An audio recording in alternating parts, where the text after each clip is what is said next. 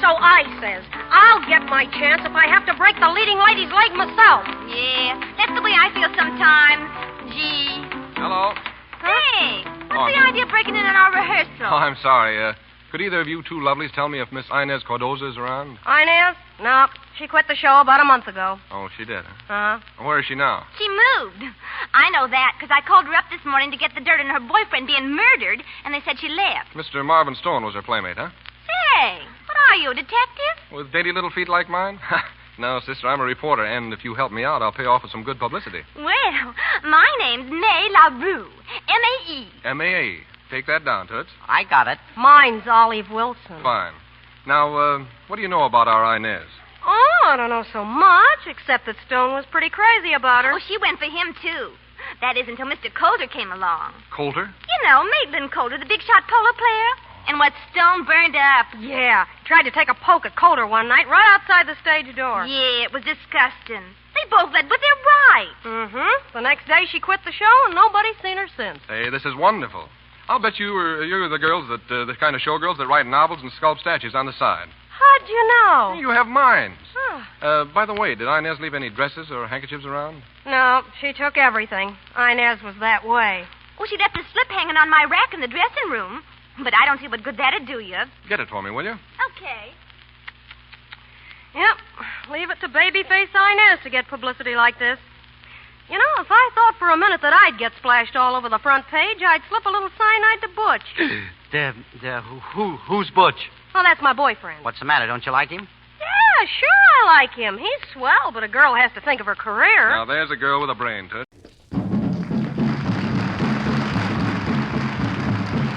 Hey there, I'm Mike Gillette, your host, and this is When Radio Ruled, episode number 109, 1939, part 2, domestic politics, technology, arts, culture, sports, and other fascinating facts about 1939.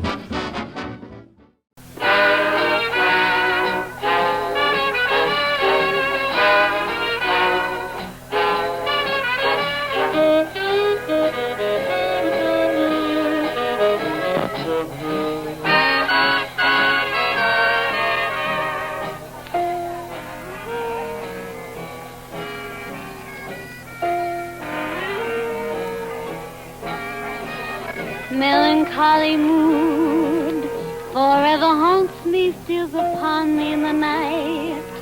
Forever taunts me, oh, what a lonely soul am I, stranded high and dry by a melancholy mood. Gone is every joy, and inspiration, tears are all I have to show. No consolation, all I can see is grief and gloom, till the crack of doom, oh, melancholy mood. Deep in the night I search for a trace of a lingering kiss, a warm embrace, for love is a whimsy as flimsy as lace, and my arms embrace an empty space, melancholy mood. Why must you blind me, pity me, and break the chains that bind me? Won't you release me, set me free, bring them back to me, oh, melancholy mood.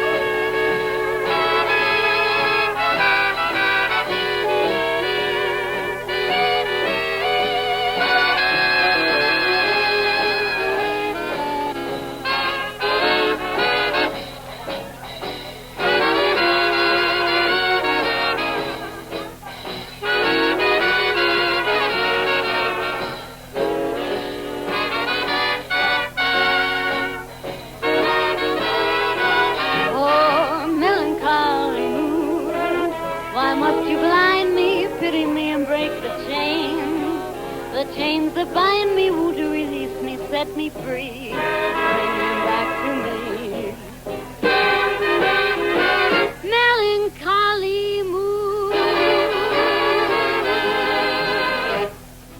When Radio Ruled 1939 Part 1 focused on the frantic political upheavals in Europe that led to the dismemberment of Poland and a war that would spread to Asia, Africa, Australia, North and South America, the Atlantic and Pacific Oceans.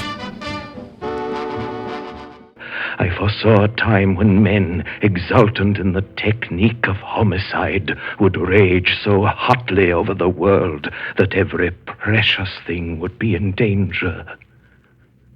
Every book and picture and harmony, every treasure garnered through 2 millenniums, the small, the delicate, the defenseless, all would be lost like the lost books of Livy, or wrecked as the English wrecked the summer palace in Peking. I share your opinion of that. And that, my son, is why I am here.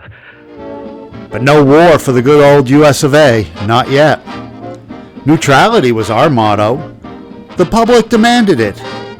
War was stupid and a waste of time.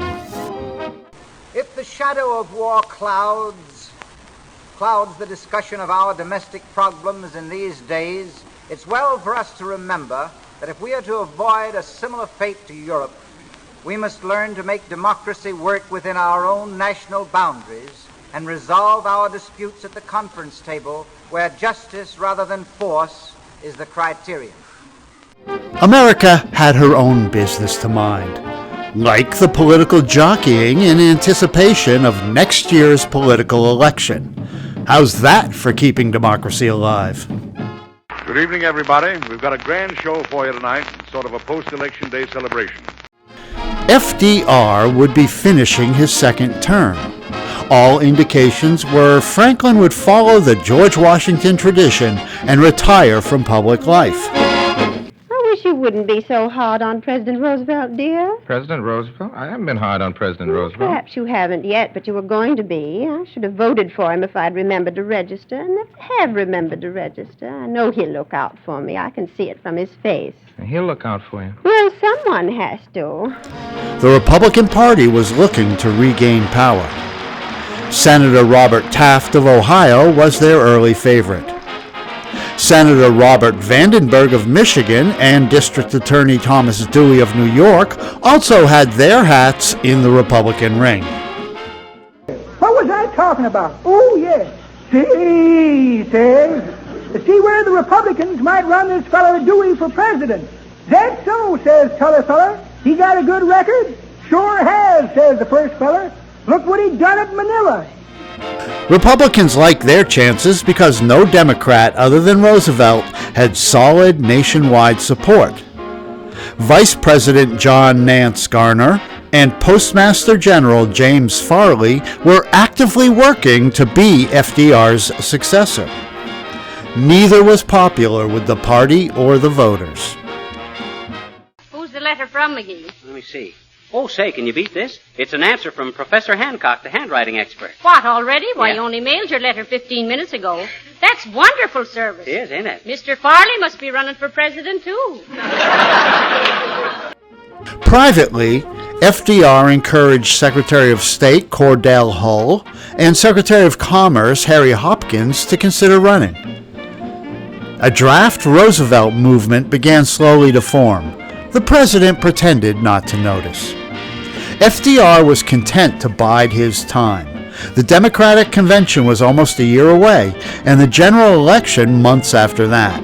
He could afford to wait and see. The president had more urgent matters on his plate, both foreign and domestic. Both would test his character, grit, and resolve. There are mothers everywhere, like the Selina of our play. Mothers who, by their silent courage and patient understanding, make life worth living for their sons and daughters. As a tribute to mothers everywhere, and deeply conscious of the honor which is ours, we bring you our guest of the evening, the first mother of our land, whose son achieved the goal of millions of American boys and is now in the White House. Speaking to you from New York City, Mrs. Sara Roosevelt.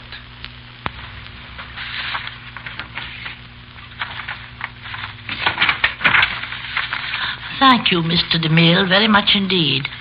It's a pleasure to be here and a privilege for all of us to hear Miss Barbara Sandwick's lovely portrayal of a fine woman in American literature. As Mr. DeMille has so truly said, Miss Edna Fibber's story is a tribute to the mothers who make life richer and nobler for their sons and daughters by their courage and patient understanding. It is also a tribute to the mothers who have made great sacrifices that no mother ever regrets, without losing their own identities, without giving up their own interest in life and living. Selina in this evening's play is, I think, a type of mother, a mother who, if I may use the expression, grows up with her children. Many mothers have given all for their children, and in giving it sometimes sacrificed the very thing that has endeared them most to their families. In all lands, in all times, mothers have lived for their children. Our American mothers have been able to go beyond this ideal. They do not stop living in the full sense of that word when their children enter into life as independent individuals. For from their children they derive inspiration to make their own lives more beautiful and more interesting. Selina gave to her son the ideal of beauty, as many another mother has passed on to her children that which she herself most cherished. But Selina also lived up to that ideal in her own life, so remaining young and vibrant and alive through the years and the tribulations of the years. She taught him to find happiness in the place where happiness must first be sought, in the home.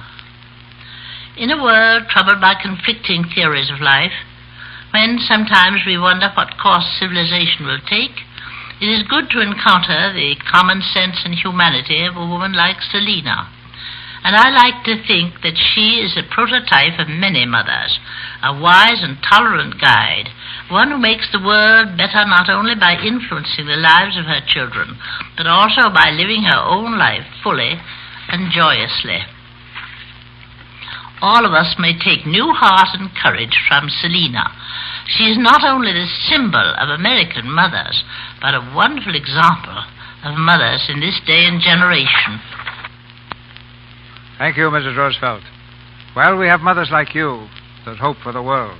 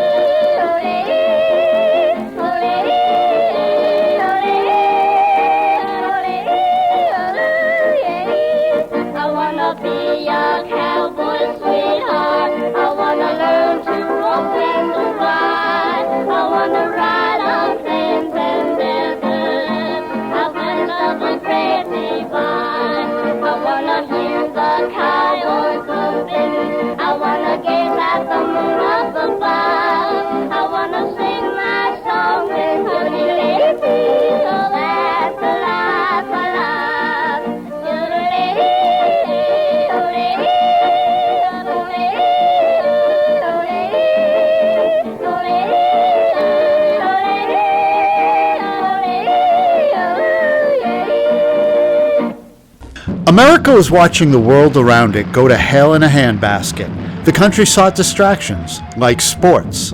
Boxing, for instance. Heavyweight champ Joe Louis defended his title 4 times in 1939. beginning the phase of his career sometimes called the Bum of the Month Club. It wasn't that his opponents weren't good boxers. They were. But Joe Louis was Joe freaking Louis. Good wasn't good enough when you faced him. The way I hear it, Johnny, one feller says to the other feller, see, he says, this Joe Louis does a lot of fighting, don't he? Yep, says t'other feller, he must get pretty tired of it. Why shouldn't he, says the first feller. To him, life is just one round of fighting.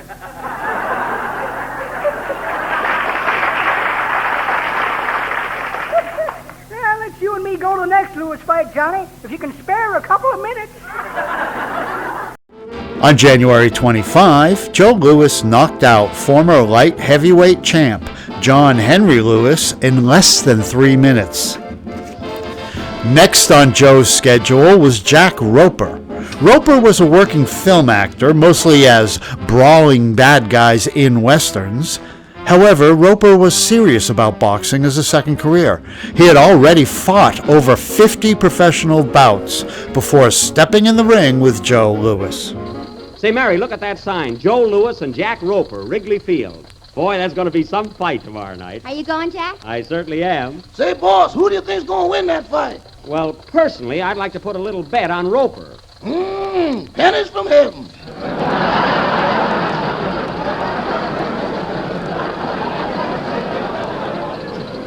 Now, I can appreciate your loyalty, Rochester, but Jack Roper is a pretty tough guy. He's got a vicious right and a terrific left. What a pair of arms. Well, Louis ain't exactly a Venus de Milo. Oh, so you're pretty positive he'll win, eh? Well, how long do you think the fight will last? Well, boss, the main event goes on at 10 o'clock sharp, don't it? That's right. Well, at 10:15, Brother Louis is scheduled to make a speech at our social club. Oh, he is? And in full dress. Now, don't get too enthusiastic, Rochester. Nobody's going to knock out Roper that fast. Man, you know what's going to happen tomorrow night? What? When the bell rings for the first round, Louis and Roper are going to meet in the center of the ring. Yes? Then Roper's going to swing. Uh-huh. Then Louis is going to swing. Uh-huh. That's all. Party's over. On April 17, Jack Roper was knocked out by Joe Louis in the first round. Say, boss. What is it, Rochester? Are you in the mood to reopen our monetary discussion? Rochester, if you're referring to that $10 I bet you on the Louis-Roper fight, I do not owe it to you. Well, Louis knocked Roper out, didn't he? Not entirely. Roper went down, but he started to get up. Man, can't you tell the difference between getting up and bouncing? Undisputed champ Joe Louis next faced Tony Galento, a big bruiser of a man who enjoyed nicknames like Two-Ton, TNT Kid, and the beer barrel that walks like a man. Galento was the originator of the phrase, "I'll moiter the bum." Never mind. Now, Rochester, before I forget it, I want you to pack my bags because we're leaving for New York tomorrow. I'm going to see the Louis-Galento fight. You won't get shiny pants watching that. Oh, so you're still bragging about Joe Louis, eh? Well, let me tell you something, Rochester. They don't call Galento the Iron Man for nothing. Why, he's got a chin like an anvil. An anvil? Yes. Well, Brother Louis is going to play the chorus on it. Oh, he is. On June 28, Tony Galento lasted longer than the previous two challenges put together, even knocked the champ down once, before taking a canvas nap in the fourth round. There was a young man named Galento who was built like a big circus tento. When he waded right in with a fist to the chin, it felt like a ton of cemento. Oh, I know a dozen of them, yes. Well, Charlie, don't get too flip. Why? Well, Tony Galento isn't a fellow to clown with. Oh, if he says anything, I'll moiter the bum. Oh, I heard that crack. Stop stealing my stuff, Charlie. Oh. Hey, you want to make anything of it? Say, let's swap a few punchlines, huh, Tony? You better watch your step there, buddy. Oh. I'll pull you from like an artichoke. Sure, I see. Well, I apologize, Tony. I had no hard feelings, you know. I wouldn't have said it if I'd known it was you, Tony. That's who it is. It's me. Yeah, well, I didn't recognize you. With your eyes open. See, I'm fighting with death. Charlie, that's entirely out of order. Now, Mr. Galento is our guest. Yes, sir. And he has won a great respect in pugilistic circles. Oh, did he win? Yeah, Charlie. Quite. Regardless of what Charlie says, the fact remains, Tony, that you put up a whale of a battle. Yeah, I almost murdered the bum. I just got careless, that's all. Yeah. When you got down there, you should have stayed down, Charlie. Well, you don't understand, Charlie. I got something in my eyes. Yeah, I know. You just opened your eye and a fist flew in. I know. Well, if I'm not mistaken, in the third round, Lewis opened up his eye and Tony's fist flew in. Yes, I should have kept him down. I just got careless, that's all. I got something in my eyes. I see. Well, how do you train, Tony? Oh, I got my own system. But you do road work, don't you? Oh, sure. I thought if so. I ain't too tired, I do a little walking. Yeah. I heard you did your road work with one foot on the running board of a car. But it's more comfortable sitting in the back seat of my car. Yes, you do train on a liquid diet? That's right. Yeah. Well, now listen, Tony. How do you feel about drinking water? Well, if taken in moderation, it won't hurt anybody. Yeah. Well, Tony, what did you do before you took up fighting as a career? Well, when I was a kid, I used to deliver ice and orange. But I gave it up. There was no future in it. I can see that. Do you think you're going to fight Joe Louis again? Yes. After I take care of Lou Nova, then I want a return match with that Louis. Uh-huh. You think there's any future in that? John! You insult me again? I was just talking, that's all. Yeah. Well, all I can say is, if you do get a return bout, Tony, may the best man win. Thanks, Mr. Bergen. I feel the same way about it. He's been champion long enough. Yeah, I see. Well, Tony, maybe this last time you got off on the wrong foot. He got off both feet. Now, Charlie, that's enough of that. I'm sorry, I was just talking. Tony, I'd like to hear your version of the fight. Yes, Tony, your version. And try and not be prejudiced now. Well, I was all right, but I made a couple of mistakes in round one. Lewis went to the ring, then I entered the ring, see? That's where you made your first mistake. Now, Charlie, please. In the second round... Yeah, well, tell us about the fourth round, round 4. Well, I'll tell you what happened in the fourth round. Yeah? When the bell rang... And the angel sang. Joe Louis next put his title on the line against Bob Pastor, today considered the second best Jewish boxer in history after Max Baer. This was a rematch, as Bob and Joe had fought in 1937 when Bob Pastor went the 10-round distance with Joe Louis. Joe won on points. On September 20, 1939, they met again, this time for a 15-round bout. Joe Louis knocked down Bob Pastor 4 times in the first round, and once in the second, but Bob got back up each time. Bob Pastor again went 10 rounds. But as tough as Bob was, Joe Louis knocked him out 38 seconds into the 11th round. Joe Louis finished 1939 with his greatest glory yet to come. Not everybody was so lucky. On June 21, the New York Yankees announced first baseman Lou Gehrig's retirement after he was diagnosed with ALS. The Yankees held a ceremony at Yankee Stadium to honor their great first baseman. For the past 2 weeks, you've been reading about a bad brag. Today, I consider myself the luckiest man on the face of the earth.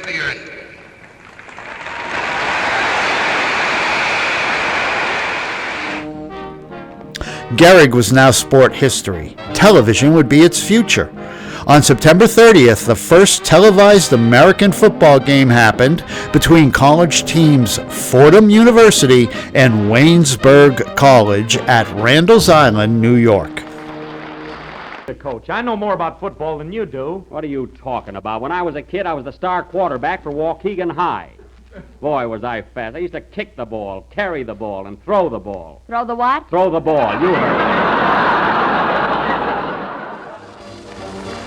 On October 22nd, the first NFL football game was televised, and a handful of viewers got to see the Brooklyn Dodgers defeat the Philadelphia Eagles 23-14 at Ebbets Field. Television for the masses would be delayed because of the coming war, but research would continue. In 1939, CBS television station W2XAB began test transmissions broadcast from the top of the Chrysler Building in New York City. On a good day, their viewership could be measured by the dozens.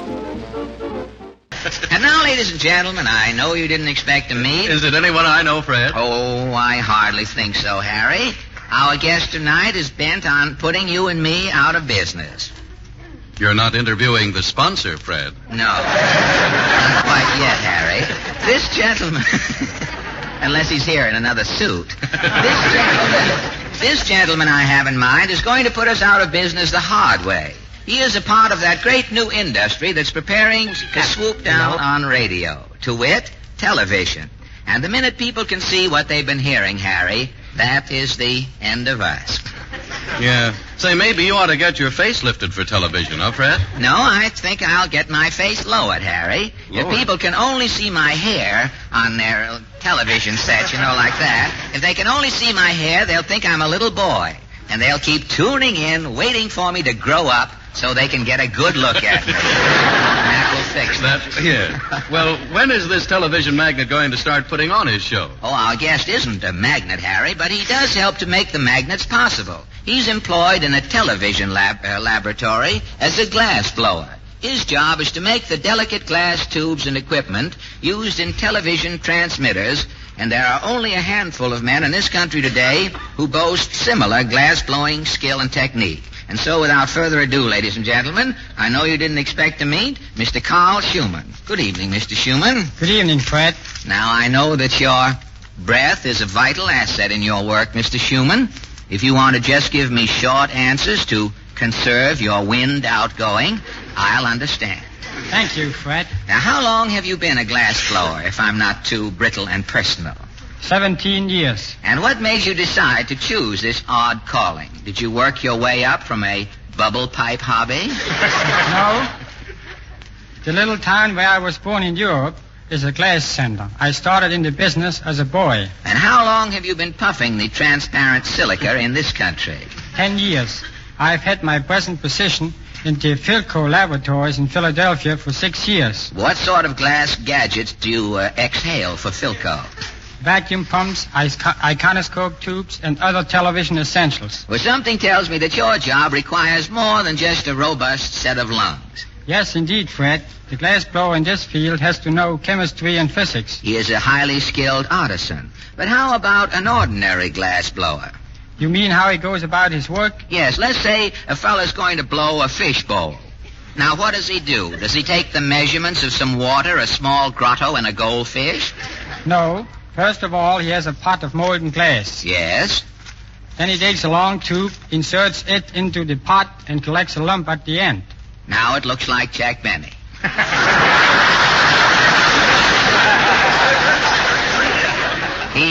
Mr. Benny also has a lump at one end. Well, now what happens? The blower blows through the tube, and the mass at the end swells out into a globe. But how does he shape the globe into a fish bowl? He doesn't just close his eyes and keep puffing in round gusts, hoping for the best, does he? No.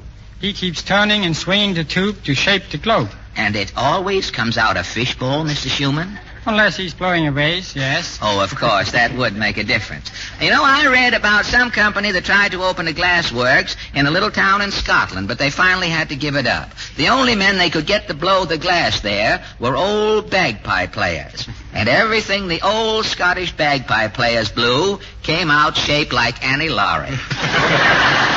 But it's hard to realize that when glass is melted, it becomes flexible. What does the molten liquid look like, Mr. Schumann?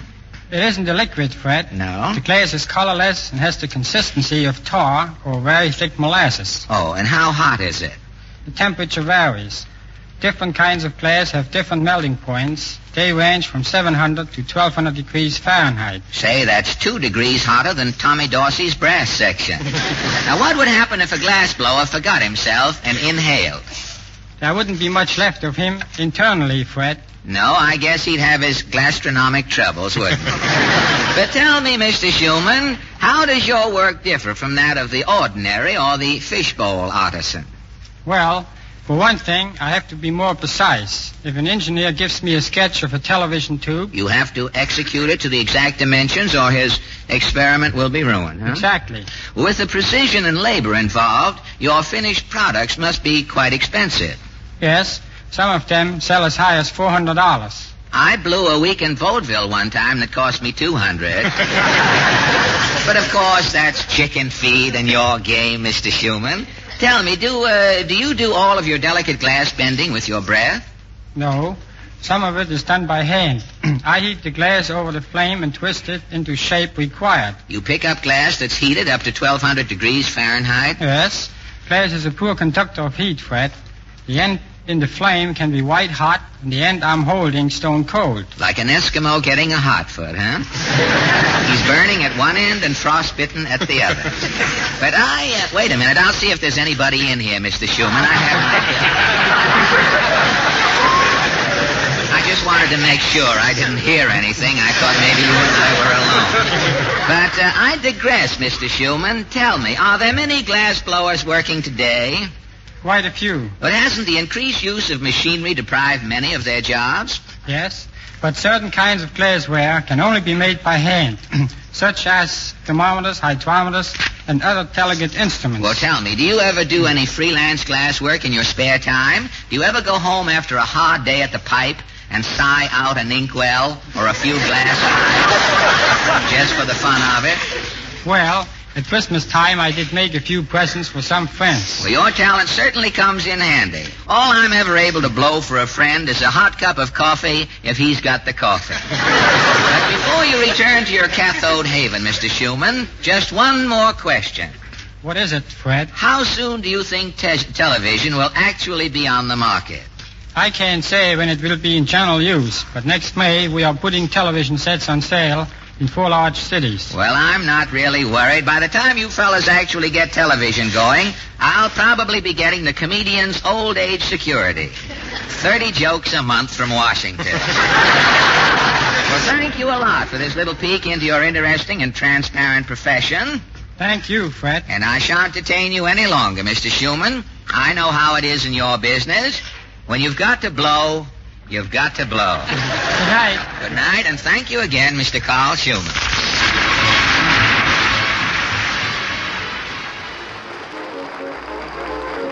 Not only television was being perfected, other technologies were also making advances. Fantasy is the highest reach of the mind. It is our first conclusion and our last. A tall story was told after the first fire that was ever built. And we haven't outgrown magic, even if we know better. I am too far away from you for you to hear me, but you do. A gesture of terrible simplicity will eliminate my voice from the sanctity of your attention. You are accustomed to this power and may be bored with it. Dear listener, your daily routine is a perfect monotony of miracles. The new machinery of this century presents us with equivalents to the pumpkin coach, the magic carpet, and the looking glass. But our magic is a magic trick. The trouble is, Mr. Edison's wizardry is like Mr. Thurston's. There's a way of doing it all, with wires. In 1939, the Hewlett-Packard Company was founded. It specialized in electronic components such as tubes and oscillators for radio, film, and television. HP would later help usher the world into the computer age. Before I proceed with the demonstration, I'd like to tell you a little about this invention of mine.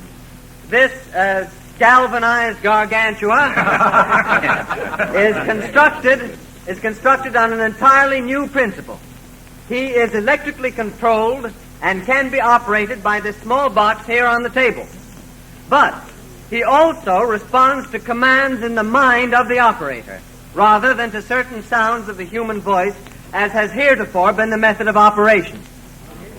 Now, I'll bring out the big fellow and give you a demonstration which I think will convince you that I have not exaggerated in any way. Oh, Lamont, do you think such a thing is possible? Well, in the realm of science these days, Margot, anything is possible. I suppose so. Medical science was also expanding, leading to new types of public health initiatives. In 1939, Gerald J. Cox from the University of Illinois became the first person to publicly propose the fluoridation of public water supplies in the United States to improve the dental health of all citizens. Technology served both human health and human vanity. It was a red-letter day for stylish young ladies in 1939 when the very first nylon stockings went on sale. And a long list of smaller advances slowly increased efficiency for businesses and therefore boosted the bottom line. In technology, we have seen the streamlined railroad and airplane conquer distance, while the radio and telephone have annihilated time.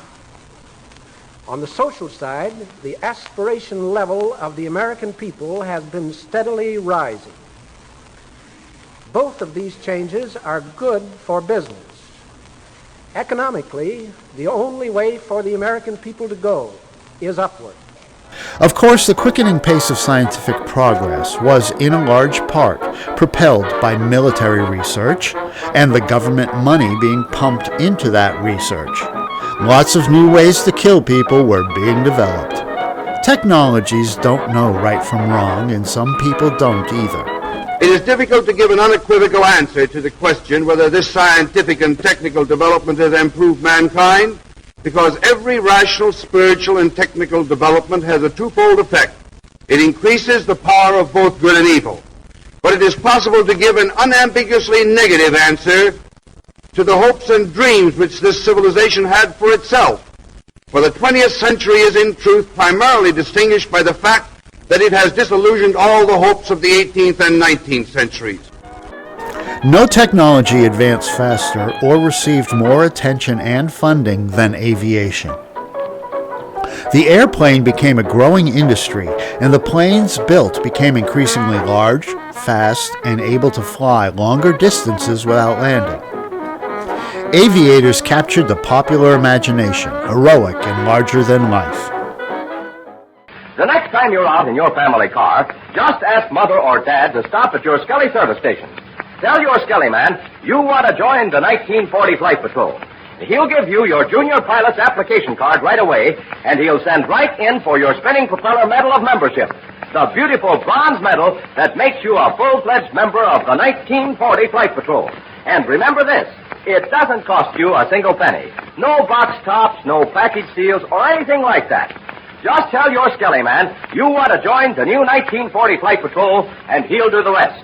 As our guest tonight, I thought it most appropriate to present a man from the skies.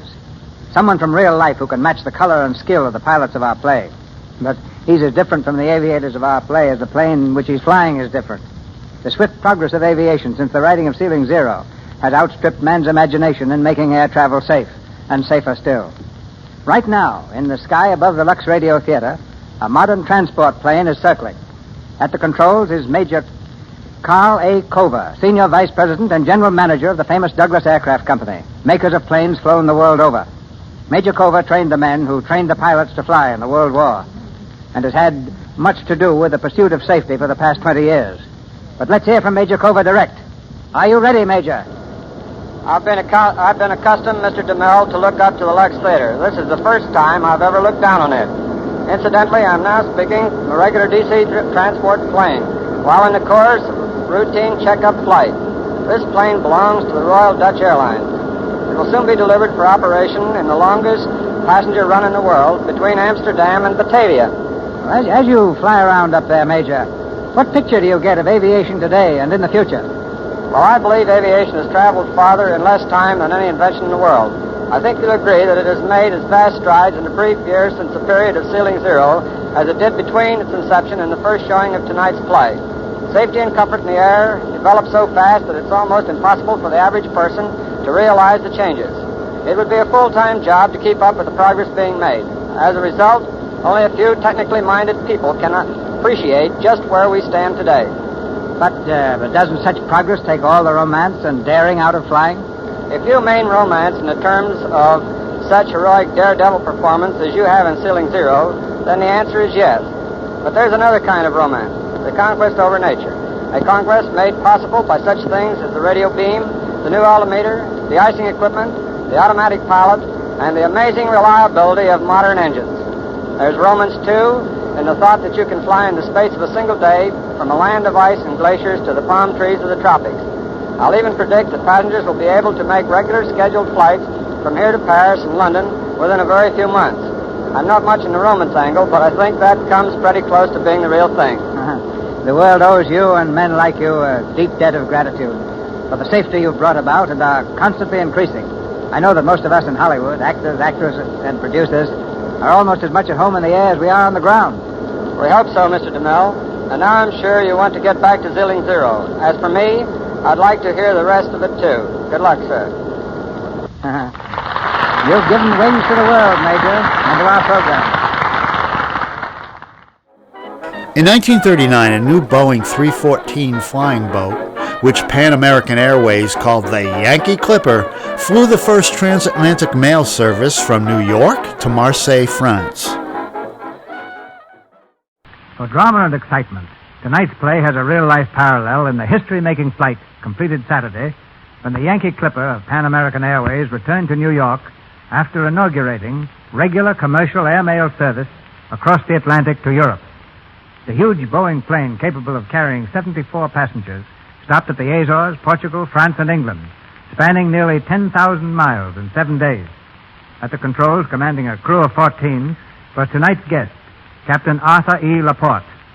Veteran of more than 500,000 miles of ocean flying, he's flown the Pacific 50 times. He made the initial survey flight of the Amazon River and commanded the first airmail flight between Manila and Hong Kong. With congratulations on his superb achievement, the Lux Radio Theater goes to New York to welcome Captain Laporte. Thank you, Mr. DeMille. I have just returned, Saturday to be exact, from the first mail trip on the Yankee Clipper, the beginning of commercial flying between the United States and Europe. That means that we have at last conquered the Atlantic. Your play tonight interests me because of the contrast between the methods your flying angels have and the methods we, as flying businessmen of 1939, have. The Yankee Clipper is one of a fleet of 6 beautiful ships for service on the Atlantic and Pacific. Each one has 4 giant engines to lift her 41.5 tons, and each is capable of carrying 74 passengers. Her wings are large enough for a man to pass through, which he does regularly every 2 hours for inspection. This is a new development. Formerly, it was impossible to get to an engine while the plane was in the air. If an engine needs repair, we can stop it and fix it because we are capable of flying on 2 engines of our 4. So we had no worries about having to disappoint any of the people waiting for our cargo. We carried about 200,000 airmail letters for ardent stamp collectors and a package of diamonds for a firm in Baltimore. And for the ladies, the latest model hats from Schiaparelli and Agnes from Paris addressed to Fifth Avenue shops. The Yankee Clipper wasn't flown by one pilot, but by a crew of pilots, engineers, and radio officers who kept constant check on our location, the weather, the functioning of our motors, right down to the temperature of each individual cylinder. The captain of a Clipper isn't expected to be at the controls all the time. He is on duty in his office. Yes, his office right in the plane, from which he supervises the entire crew. I took the Yankee Clipper on the first trip because, out of the Pan American captains qualified to take command, it happened to be my turn. Naturally, such an achievement as the beginning of transatlantic airmail service is due to 2 things: careful planning and the tremendous strides the science of aviation has taken recently.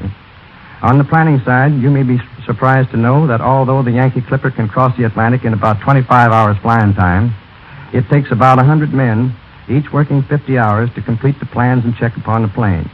In other words, it takes about 5,000 hours of planning for 25 hours of flying. Improvements in aids to navigation in the aviation industry have advanced rapidly in the last few years. The planes get better every day, too, and safer. Even now, experiments are being made on a new device which will blow a horn to warn a pilot when there are mountains ahead. Another experimental invention called fog eyes will enable the pilot to measure his exact distance from the ground when it is too thick to see. It may be that only angels have wings, but commercial airlines in the United States give wings to over 1 million passengers a year. I've grown up with aviation, and I think it is one of the most exciting professions I know. I hope it never stops improving and advancing. Mr. DeMille, I'd like to make the same wish for you and for the Lux Radio Theater. America salutes you, Captain Laporte. A couple of months later, the Yankee Clipper added passenger service from New York to Britain. Dirigibles and Zeppelins had already ferried people over the Atlantic, but the Yankee Clipper was the first airplane to do so. If you'll excuse me, Mr. Bergen. Oh, what is it? I gotta talk to Mr. Ameche, see. Oh, wait till I tell him. Wait a little, Don. Now, just a moment. What's the matter? Charlie. What? Just a moment. What are you going to tell him? What do you have to tell Don? Oh, it's all about our trip, flying out west here. Oh, yes. And about the great flyer, Bergen. Oh, boy. Oh, Don. Just wait till I'll tell you. Charlie, you're not going to say anything to Don about that trip. What? I say you're not going to say anything. Who isn't going to say anything? You're not. Oh, yes, I am. You can't do this to me, Bergen. You're not going to say anything, do you understand? No? No. Well, why not? Well, I enjoyed the trip very much. You enjoyed it? Yes. Well, you didn't look good. That's beside the point. I see it. I'm not going to let everybody around here have the laugh on me. No. Just because I have a nervous stomach. Nervous stomach, yes. Nervous? Well, it was hysterical over Pittsburgh. Now, you know very well, Charlie, it was only for about 15 minutes that I wasn't myself. Oh, I see. It was hardly worth mentioning. Yeah. Now, remember, I was not airsick. You were airsick? No, I was not airsick. I see. Not airsick. No. But you look... No. I was not airsick, and that's that. Do you understand? Do you understand? Well, for a quarter I could understand. Well, you're not going to blackmail me, young man. Oh, no. Okay. Mr. Ameche, you should have seen that. Charlie. Now, wait a minute. I think maybe we can work something out. Yes. Now, I think we can come to an understanding. Yes, just 25 cents. All right, yes. Just a quarter. Yeah, just a quarter. Okay. All right, yes. For a quarter, I'll make you the picture of health. All right. Now, for 50 cents, I could make you a Samson. No. Well, boys, it's good to see you back. Oh, hello, Mr. Ameche. Charlie, how did you enjoy your trip? You weren't airsick, were you? I felt fine all the way. Oh, you did, huh? Oh, fine, yes. Yes, it did. And for an extra quarter, Bergen did, too. Now, Charlie, that's not true. Oh, then the bumps got you, eh? No, Don, no. Though perhaps I shouldn't have eaten lobster salad, for lunch before boarding the plane. Yeah. That certainly was $1 wasted.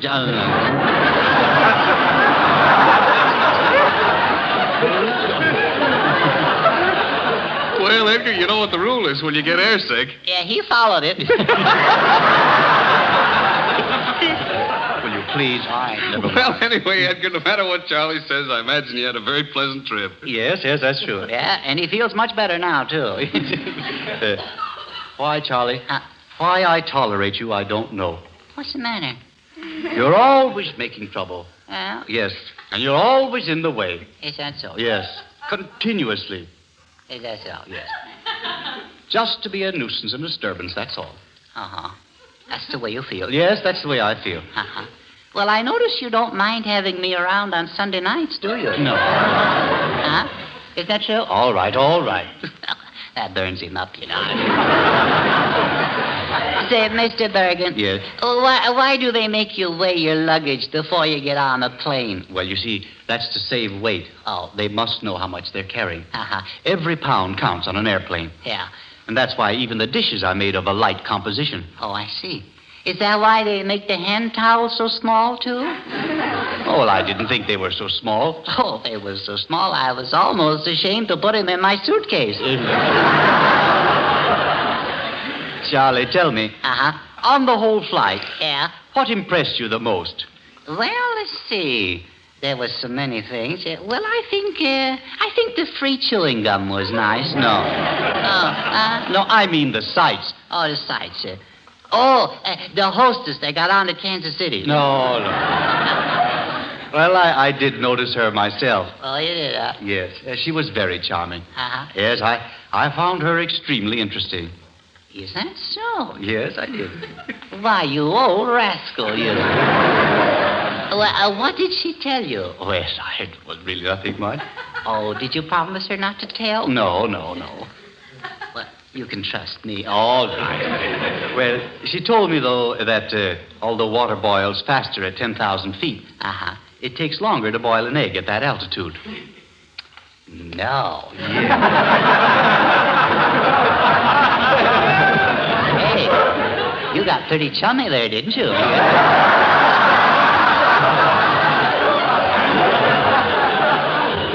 might cost her her job. Oh, no. Is that all you talked about? Just boiling eggs? Yes, we talked about boiling eggs. Is that so? Yes. Well, I guess you found that pretty exciting, didn't you? Well, yes, I did. Uh-huh. Well, at your age, I guess you would.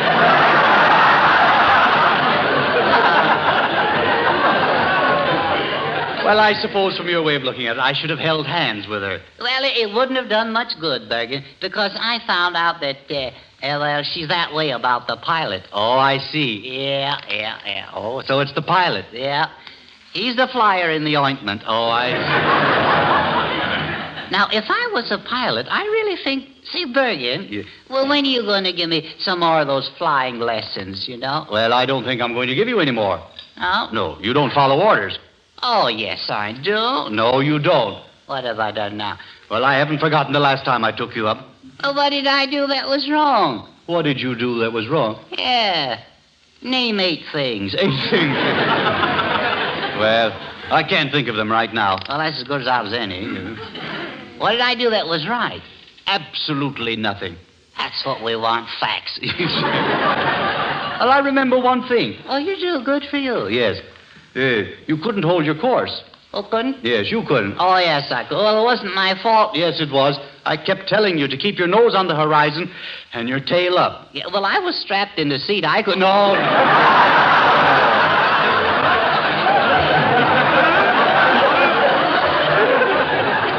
I'm speaking of the plane. Oh. You have no regard for the rules of safety. Uh-huh. And you're always stunting and showing off. Uh-huh. Well, how about the time that you did that dive and scared me? Well, that wasn't a dive. Well, that was all right, I suppose. That was an air pocket. Oh, I see. Now, you remember I explained what caused air pockets? Yes, air pockets, it was updrafts and downdrafts. That's correct. Uh-huh. And what is the effect of air pockets? Well, your liver comes up and slaps you under the chin. Yes. Now, can you describe a dive? A dive? Yes. Well, let's see. A dive? I know one in Brooklyn. No. I'm speaking about flying. Well, I came out flying.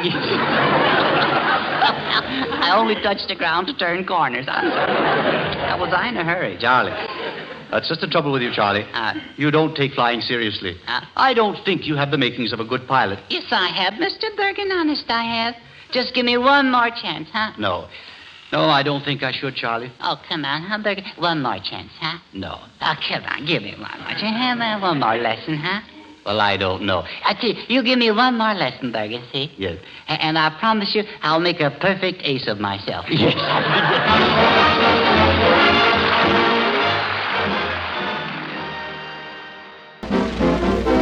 Of course, all these miracles of aviation only happened because governments were developing airplanes designed to be lethal weapons. The B-24 Liberator heavy bomber first flew in December of 1939. The B-24 would be the most common U.S. bomber of the war. The aeroplane, about which naive idealists were certain that it would increase the mutuality of nations, has become the most powerful tool of international conflict. The threat of destruction from the air is the nightmare of Europe. All this explains why modern civilization, instead of realizing its simple hopes, stands in greater peril than any previous civilization. I do confess that it does not explain why modern civilization has succumbed to these perils to the degree in which it has.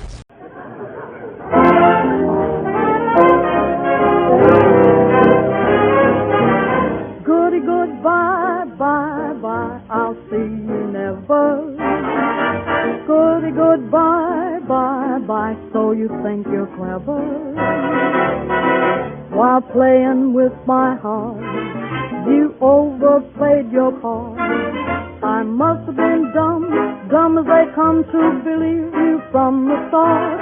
Goody, good luck to you and to the other. I mean the one you kept undercover. Take a goody good look in the goody good book. There's a goody good reason why it's goodbye, bye, bye, goody goodbye. Now you can fool some people all of the time and they never do get wise. I'll admit you fooled me most of the time, but I've opened up my eyes. Goody goodbye, bye, bye. I'll see you never. Goody goodbye, bye, bye. You think you're clever while playing with my heart. You overplayed your part. I'm dumb, dumb as they come to believe you from the start. Goody good love to you and to the other. I mean the one you kept undercover. Take a goody good look in the goody good book. There's a darn good reason why it's goodbye,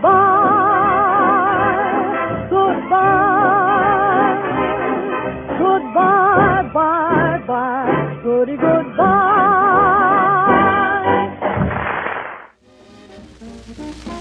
1939, like all times of turmoil, stimulated art that commented on the turmoil of the times. In literature, a world-weary private dick named Philip Marlowe strode cynically through his first full-length story, The Big Sleep, by Raymond Chandler. Another book published in 1939, The Grapes of Wrath, featured the Joad family and their desperate flight from the Oklahoma Dust Bowl of a recent past. The chaos of 1939 led to wish fulfillment among the less sophisticated readership, and the superhero genre suddenly dominated the fledgling comic book industry. Justice, muscles, and underwear on the outside were all the rage. The character of Superman was first seen in Action Comics in June of 1938. In 1939, the Man of Steel's popularity led to his own comic, the aptly named Superman. Also in 1939, Batman made his very first appearance in Detective magazine. Well, John, Pete Malone and I just got back from Washington. Well? Might just as well have saved ourselves the trip. What did he say? Oh, he handed out the usual line of bull about what a great guy I am, how he loves me like a brother, about what a tough break it is that this thing had to come up. Yes, well, is he going to do something about it? Not a thing. Pete tried to get him to make a personal appeal to Baird, but it wasn't a bit of use. Oh, the yellow rat. Why didn't you tell him that if it hadn't been for you, we never would have got the nomination? Oh, what's the use? He doesn't know it already. It's because he doesn't want to know it. I don't blame you for being good and sore, that dirty little sneak. I know, but what do you expect? This is a cutthroat game we're in. It's every man for himself. A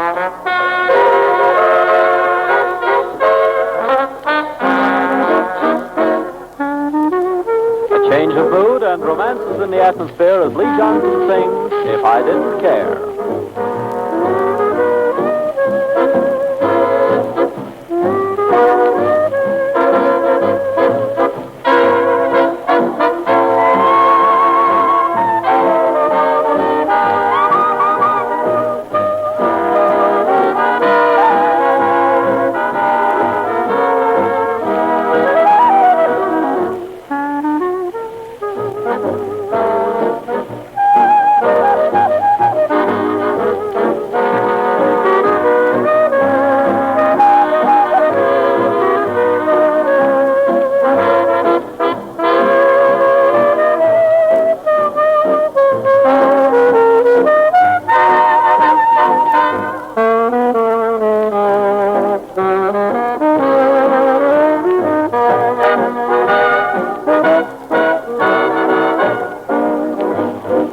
If I didn't care more than words can say, if I didn't care, would I feel this way?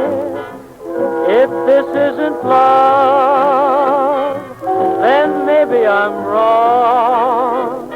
But why do I lie awake all night and dream all day long?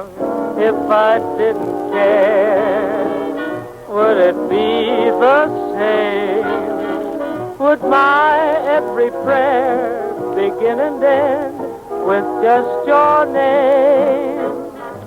And could I be sure that this is love beyond compare? Would all this be true if I didn't care for you?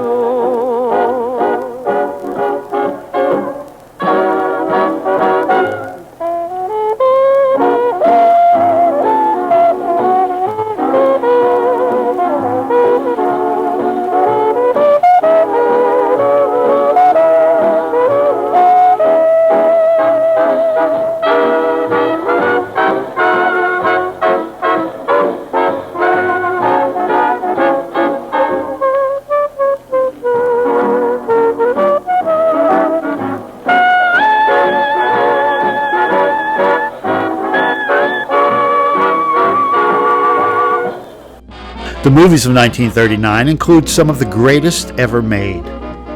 The gaudiest release of the year was undoubtedly a technical and artistic masterpiece, Gone with the Wind. No one had ever seen anything like it. I've been 30 years in the picture game, and I never seen nothing like I've been through on Gone with the Wind. Well, what is it you do at the studio, Mr. Dill? I'm the adjective man. The adjective man? Yeah. When a producer finishes a picture, he turns in the details to me. Oh, and you? I make up an adjective to fit the picture. Well, I still don't Look, see I'll it. explain it. Oh, all right. Supposing the studio finishes a picture called Chaos Over Potsdam. Yeah? The producer gives me the details. I see it ain't colossal. I see there ain't no adjective to describe Chaos Over Potsdam. What do? I use a word like significant. This picture is significant. You can take it either way. Oh, I see. But about Gone with the Wind. Well, Mr. Selznick, give me the details. They were stupendous. It's the biggest thing to come out of Hollywood. So I start going through my adjectives. And? I ain't got an adjective in my repertoire big enough to fit it. What about colossal? Colossal, titanic, mammoth, Brobdingnagian, cyclopean. For the first time in my life, they won't do. So? So I started compounding adjectives like titan, gigantuan. Yeah. Super, calastic. Yeah. Glamanificent. Those are pretty big words. Not big enough for this picture. I seen it was futile. I dismantled the adjectives I was working on. And gave up? I had to. The picture's too big for white. And Gone with the Wind has been released without an adjective? I'm just calling it a long picture, mister. Gone with the Wind had been highly anticipated and extremely well received. Perhaps the glitter and gossip that surrounded that film overshadowed the other box office offerings of 1939, but time has proven some of them classics in their own right. But right now I want everybody to meet two other members of the Wizard cast.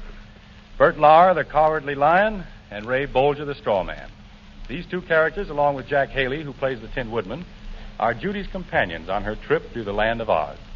And if we had Jack Haley here, we could present their song. We can do it without Haley, Bob. How? You sing Haley's part. Nobody will know the difference. I bet Haley will know. Well, Jack's in New York and can't be with us. But if the Cowardly Lion and the Straw Man have no objections, I'll be glad to double in time. Let's have a whack at it, Meredith.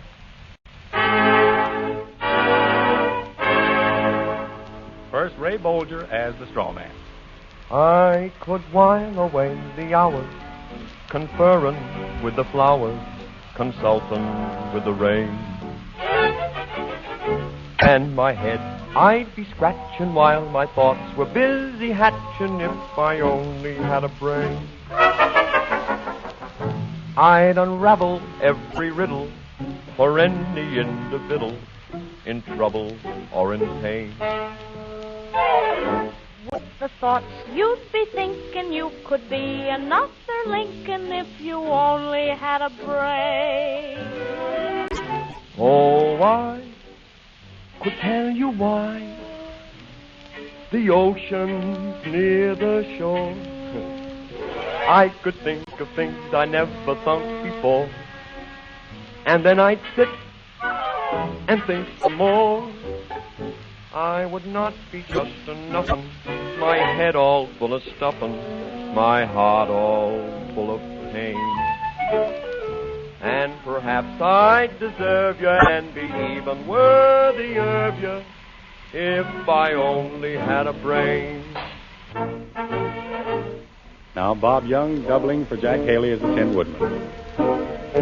When a man's an empty kettle, he should be on his mettle, and yet I'm torn apart.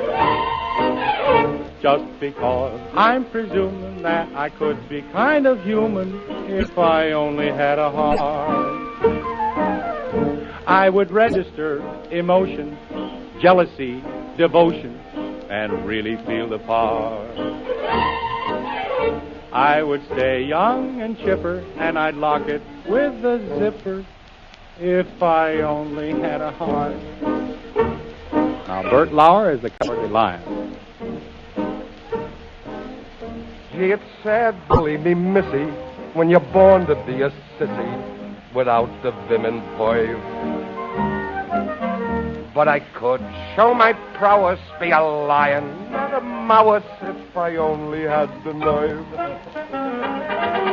I'm afraid there's no denying I'm just a dandelion, a fate I don't deserve. I'd be brave as a blizzard, I'd be gentle as a lizard, I'd be clever as a gizzard. If the wizard is a wizard, who will serve? Then I'm sure to get a brain, a heart, a home, the nerve. The Wizard of Oz hit movie screens in 1939. Judy Garland graduated from contract player to massive star, thanks to her iconic portrayal of Dorothy. May I come in, Mr. Leroy? Judy, I'll say you may come in. I just called you at your house. Your mother said you're on your way to the studio. Oh, I just couldn't stay home. I was so nervous. Nervous? Why should you be nervous, Judy? Well, after all, Mr. Leroy, I was thinking maybe I'm not good enough for the part. Well, Judy, even a smart little girl like you can be wrong. We've just seen the test we made of you for the part, and... You mean I'm... Well, you've guessed it. You're Dorothy in The Wizard of Oz. Oh, Mr. Leroy, it can't be true. I dreamed and hoped for a chance like this, but I never really thought I'd be so lucky. You're not lucky. We're the lucky ones. Oh, but Mr. Leroy, I just can't believe it. But if I do wake up and it's all true, I promise I'll work and study and do anything to make good. Spoken like the real trooper that you are, Judy. Well, I think I better go now. I mean, do you mind, will you excuse me if I run home and tell my mother the news? She'll be so thrilled. Run along, Judy, and best of luck. Oh, I'm so happy. Well, all I can think of is thank you, Mr. Leroy. Thank you, Judy. I mean, Dorothy. John Wayne also graduated from B Pictures to stardom in 1939's Stagecoach. Director John Ford rewrote the rules of big screen westerns with his sweeping visual style.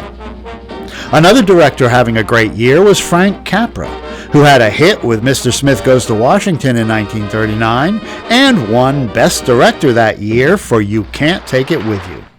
Mr. Vanderhoff, our records show that you have never paid an income tax. That's right. Why not? I don't believe in it. You don't believe in it? No, sir. Well, whether you believe in it or not, you owe the government 22 years back income taxes. Yes? Now, look, Mr. Henderson, suppose I pay you the money, mind you. I don't say I'm going to, but just for the sake of argument. What do I get for my money? Get? What? Why, you get everything. What? Well, everything. Look at Congress and the House and the Senate. We've got to pay them, don't we? Not with my money, no, sir. The musical scene of 1939 was every bit as vibrant and daring as the world of film. Songwriters Oscar Hammerstein, Cole Porter, Irving Berlin, Richard Rodgers were all at the top of their game. Blues, jazz, and swing were energizing the country.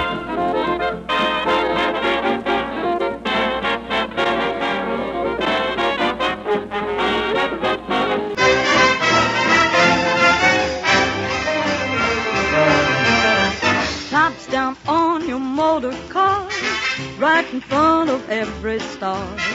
Don't you know just where you are? Stop. It's wonderful, I'll admit I think you're swell. Nice to know you, nice you fell. I'm afraid you'll kiss and tell. Stop. It's wonderful, and I don't know just what I'll do. 'Cause I'm getting sentimental over you. What to do? You better start that motor, turn the key. Promise I'd be home by 3. Can't forget what Ma told me. Stop, it's wonderful.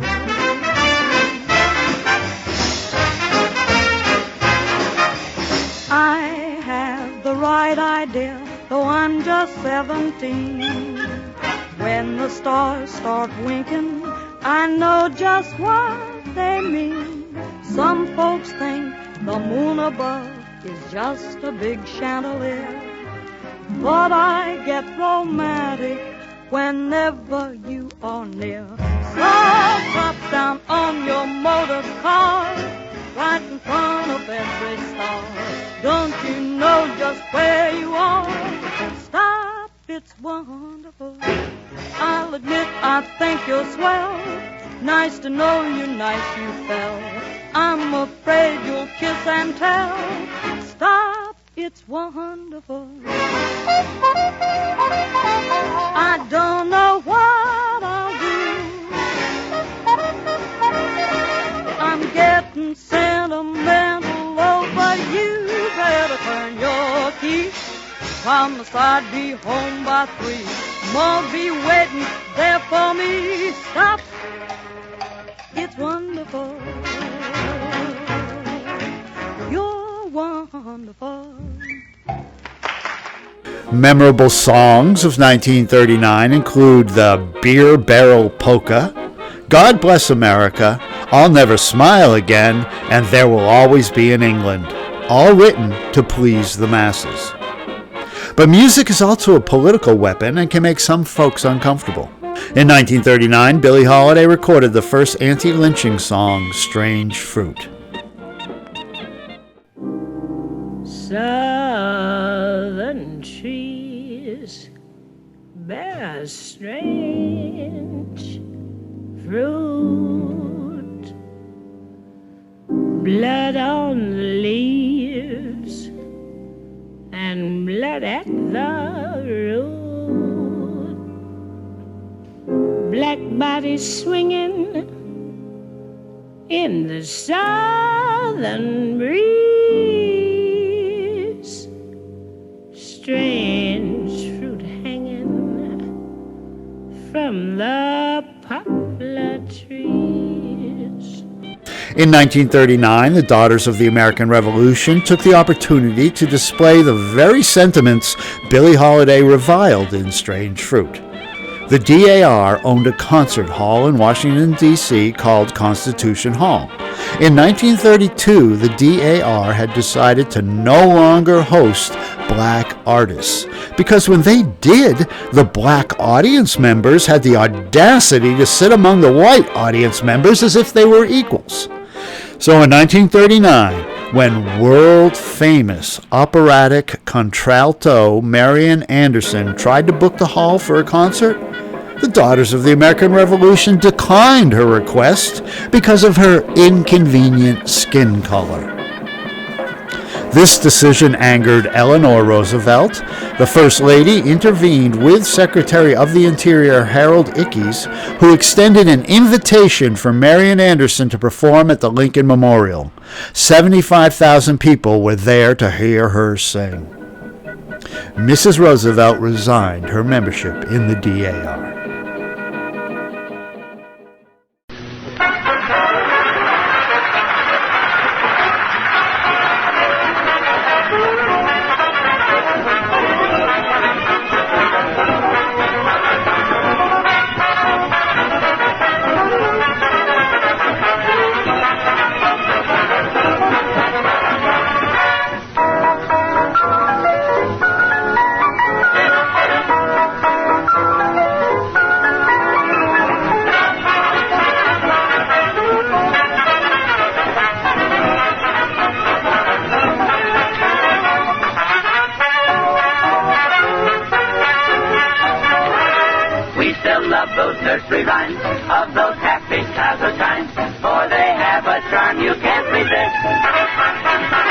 Now there's especially, that has always haunted me, but we swing it with a different twist.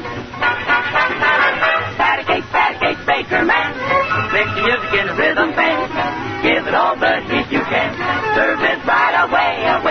Patty cake, baker man, what you got is really in demand. Dish it out the way you can, start that band to play. Get that oven piping hot, like you always do. Stir up all that fat you got. Da-da-da-da-da, swing-a-roo. Patty cake, baker man, mix your music in a rhythm band. Give it all the heat you can, serve it right away, yeah.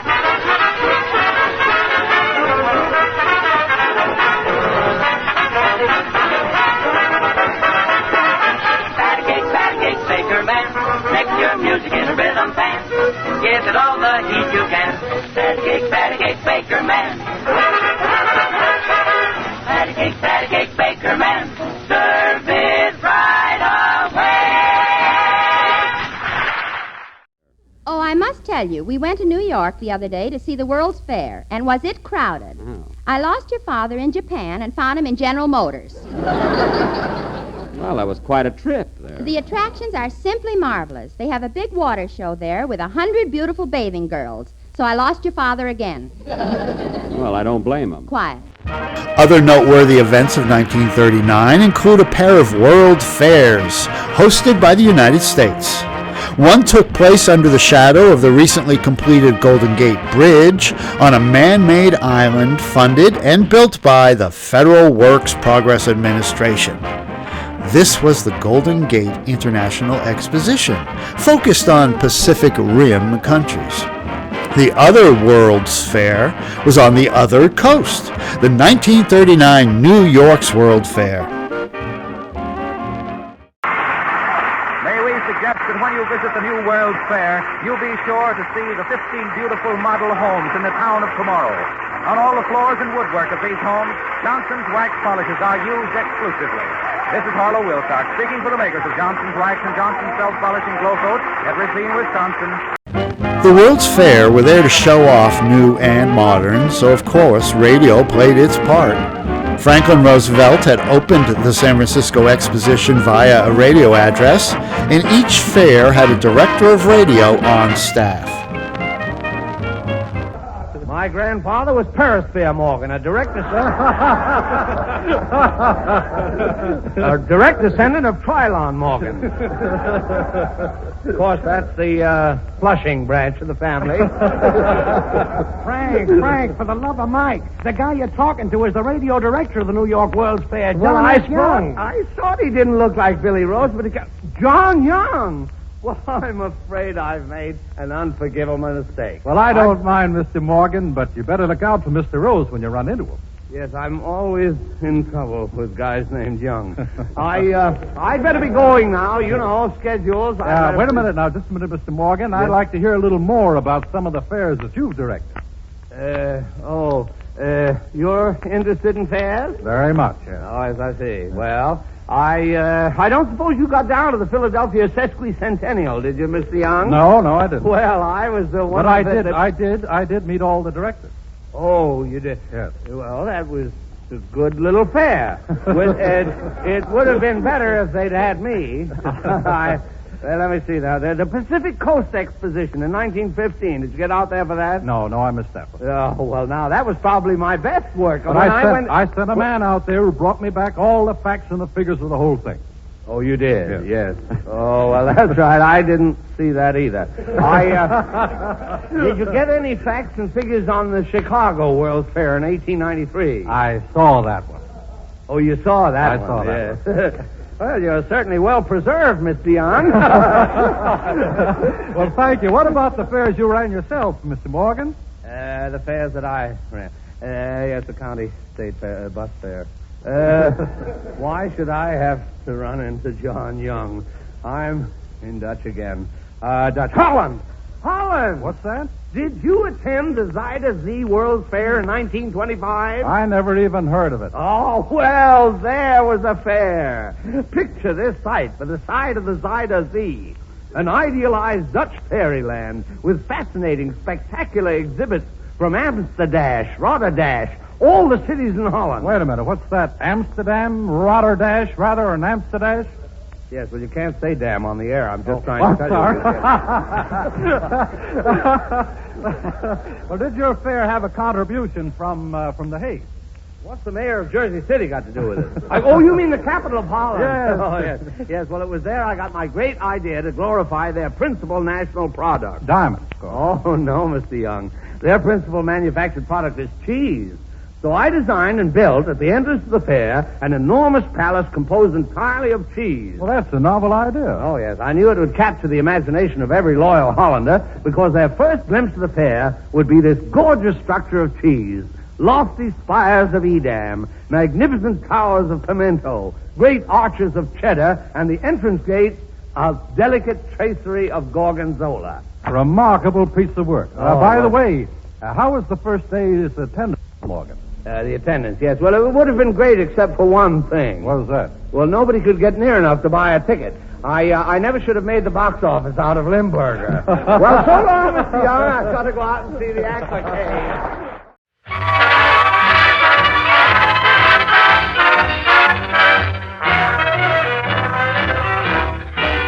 No one to talk with, all by myself. No one to walk with, but I'm happy on a shelf. Ain't misbehaving, I'm saving my love for you. I know for certain the one I love. I'm through with flirting, it's just you I'm thinking of. Ain't misbehaving, I'm saving my love for you. Like Jack Horner in the corner, don't go nowhere, what do I care? Your kisses are worth waiting for. Believe me, I don't stay out late, don't care to go. I'm home about 8, just me and my radio. Ain't misbehaving, I'm saving my love for you.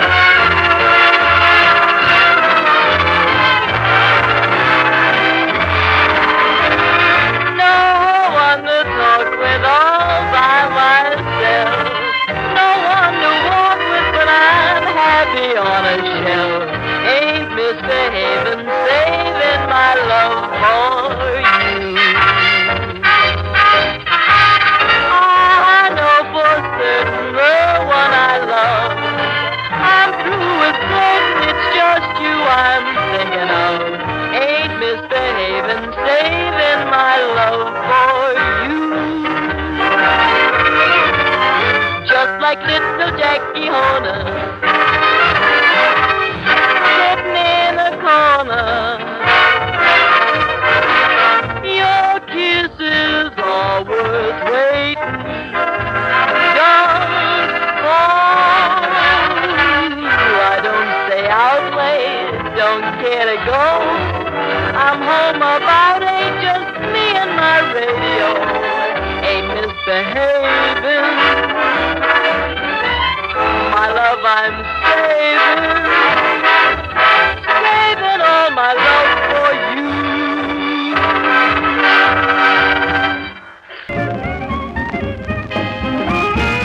you. Other important events of 1939 include the college fad of swallowing goldfish, as so kindly demonstrated for reporters by Harvard students. Tuition well spent. Missouri's Mark Twain National Forest was established in 1939, and the head of Teddy Roosevelt was dedicated at Mount Rushmore. Teddy's cousin, the current President Roosevelt, dedicated the cornerstone of the Jefferson Memorial. The first World Science Fiction Convention happened in New York City, and we had 2 Thanksgivings. FDR moved the federal Thanksgiving a week earlier than traditional in order to create another Christmas shopping week and stimulate the economy. But not all states followed suit, so some places Thanksgiving remained on the traditional Thursday. Well, some people are making provisions to observe Thanksgiving on the 23rd, and some people are making provisions to celebrate the 30th. But the Wistful Vista Market just makes provisions. And here, loading arms full of the same into their car, we find Fibber, McGee, and Molly. Lots of folks had stuff to be thankful for. For some folks, the Depression was over, things were better. But not for everyone. Some people still needed a helping hand, and we tried to help. This week marks the 29th anniversary of the Boy Scouts of America. In the past 29 years, nearly 8.5 million boys and men have pledged themselves to keep alive the high ideals of American reverence, tolerance, and loyalty. Today, as never before in our history, we stand in need of the splendid spirit typified by this great organization. So we salute the Boy Scouts of America. For local needs, there were organizations to help feed and house your neighbors. Those organizations were funded through ongoing community chest fund drives. Well, folks, we hope we amused you tonight with our visit to an imaginary charity bazaar in an imaginary town. But in many real cities, this is a very real situation. So may we ask you to give generously in this year's mobilization for human needs. Remember, folks, a city's heart beats loudest in its community chest. Good night. Good night, all.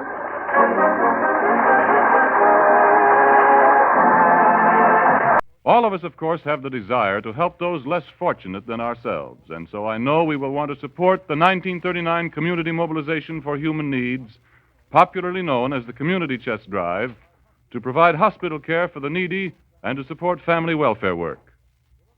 So let us think of it not as an obligation, but as an opportunity, remembering that good Americans are good neighbors. Our sponsors join me in calling your attention to a special event this week, the annual Mobilization for Human Needs. In democratic America, mobilization is against poverty, disease, and suffering. Your contribution to your community chest is the democratic way of being a good American and a good neighbor. International and national disaster victims found themselves relying on the Red Cross for material support and medical attention.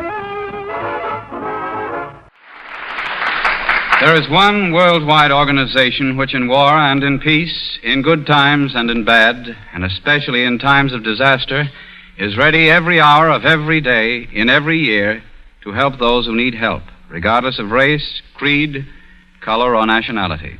The Red Cross. The annual roll call of the Red Cross is now in progress throughout the United States and Canada. It is the privilege of every one of us to support this cause, and we will not fail. For the cause of the Red Cross is the cause of humanity. Well, thank you for listening tonight, folks, and we'd like to take this opportunity to urge all our neighbors out there in greater Wistful Vista to give their support to the annual roll call of the Red Cross. You know, the little white button with the Red Cross on it is a pretty important symbol to all of us.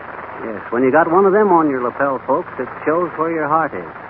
Good night. Good night, all. The affairs of the Warrens and Julie Eden being duly settled, our 3 stars, Cary Grant, Carol Lombard, and Kay Francis, return for a curtain call. And if I were you, CP, I'd keep my eye on that curtain, or Kay will be carting it off to the Red Cross to cut up for clothing. I was telling Carol about some of our sewing sessions at the Red Cross. But don't bother about the curtain. I've been looking it over, and we can't use it. Well, I don't like to butt in with my slight prittle-prattle, but I sew a pretty fine seam, Kay. Can you use me? Well, Carrie, I don't know.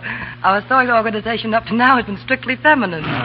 Sounds like a modern version of an old-fashioned quilting bee. Well, I think there's probably less talk and more work done at that quilting bee. When I was a little girl, my mother took me down to the Red Cross to study for first aid examination. I was terribly impressed with how busy everyone was. In fact, I was so impressed I got busy myself and passed examination. Oh, you did? Now, Yes. Carol, just to see if you did pass, I'm almost inclined to sprain CB's ankle. All right. That won't be necessary, Carrie. Just ask Mrs. DeMille. She's on the board of directors of the Los Angeles chapter.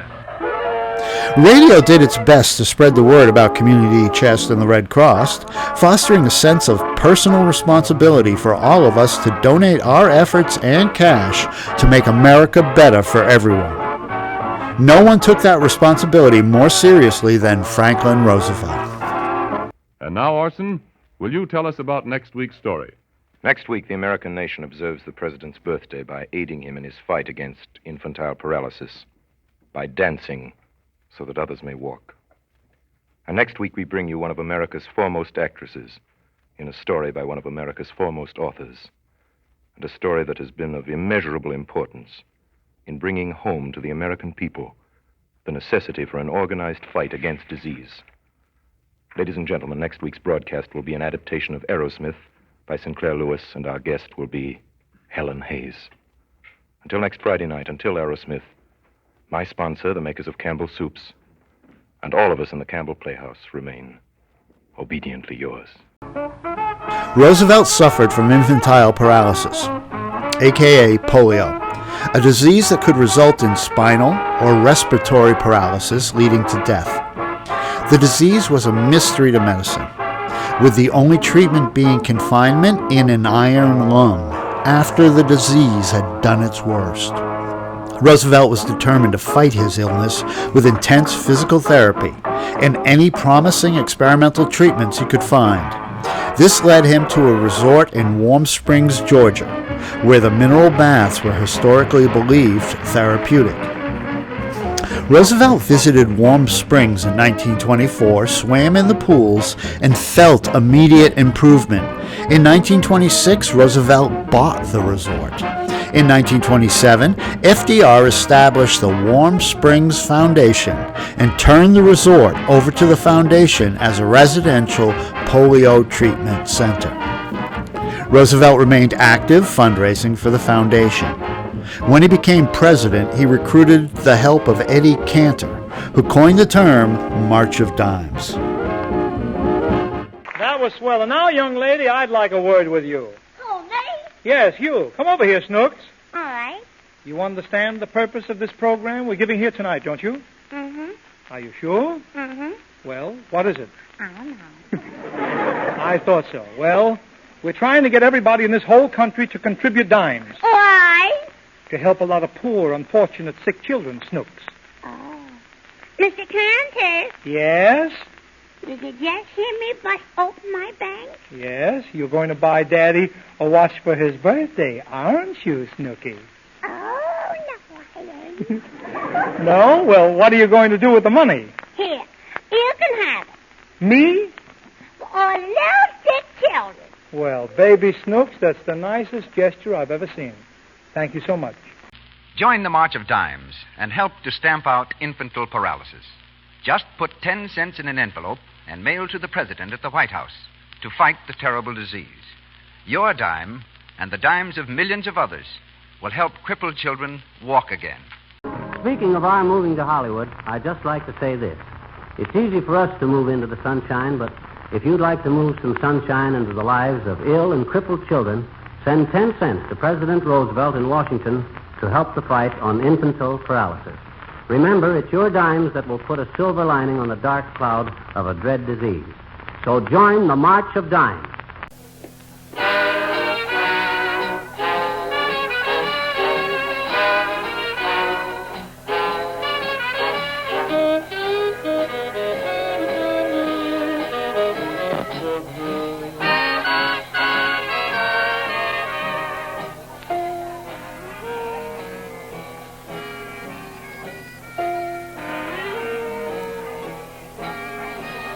Melancholy mood forever haunts me, steals upon me in the night.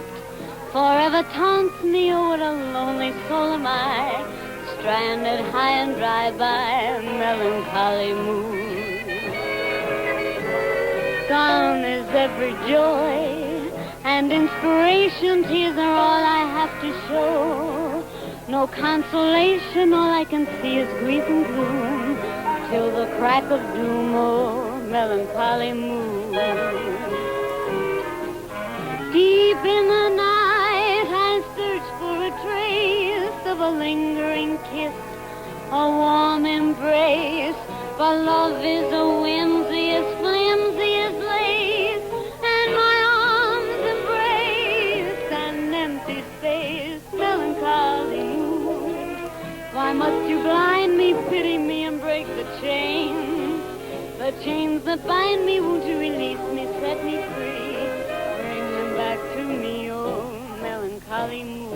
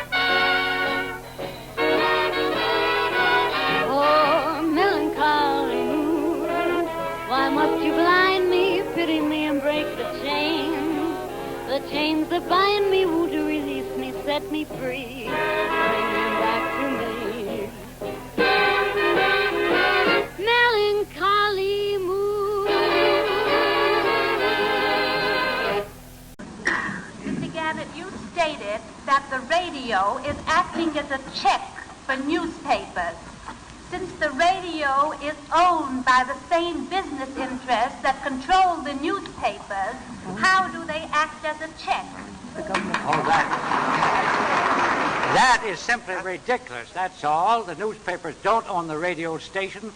They're owned by the great chains. The newspapers have nothing to do with them. There are hundreds of private stations that newspapers have nothing to do with whatsoever. But naturally, when the news goes out in these various forms, it's competition.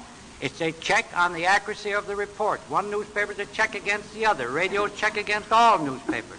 It's serving a good purpose. We're all glad that it's here.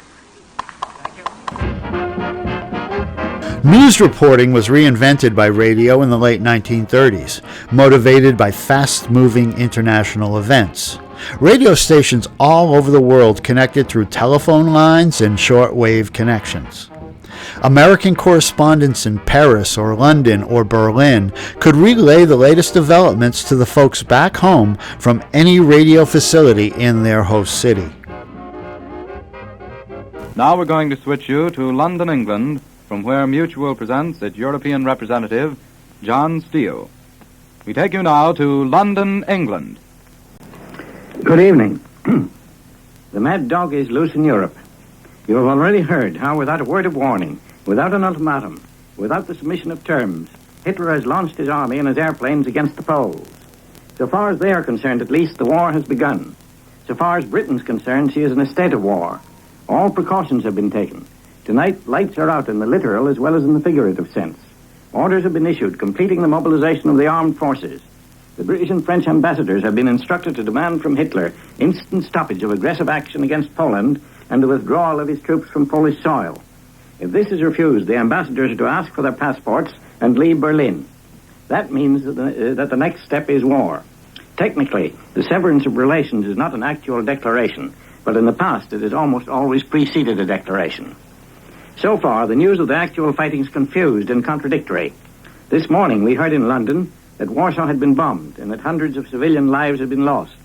Later this afternoon, it was denied that Warsaw had been bombed, but asserted that a number of other towns in the corridor, chiefly railway junctions and manufacturing towns, had been bombed. That seems to be true, but nothing's known about casualties. German troops have invaded Poland all along the frontier, and there's been fighting, but apparently not very severe fighting, as the Polish troops are reported to be withdrawing in good order to previously prepared defensive positions. The news that trickles through tells very little except the long-dreaded war has begun. I don't know how long it will be before Britain and France are in. They have given Hitler one last chance to withdraw and discuss the issues at stake. Few believe he will do it, although there are some who profess to see in his attack on Poland one final bluff to see if Britain and France really will fight or not. It's more likely, I think, that he's pursuing his policy of a lightning war against Poland, to be followed by an offer of peace when he has dealt with that country before France and Britain have been able to give effective aid. But news about news on the radio wasn't the only radio news in 1939. Hedda Hopper's Hollywood had its debut, a newspaper gossip columnist dishing on the radio about musical personalities, radio celebrities, and movie stars. The show would remain on the air until 1951, dishing the dirt about the rich and famous. Other shows that began in 1939 include The Aldrich Family, Blondie, The Dinah Shore Show, I Love a Mystery, and Mr. District Attorney.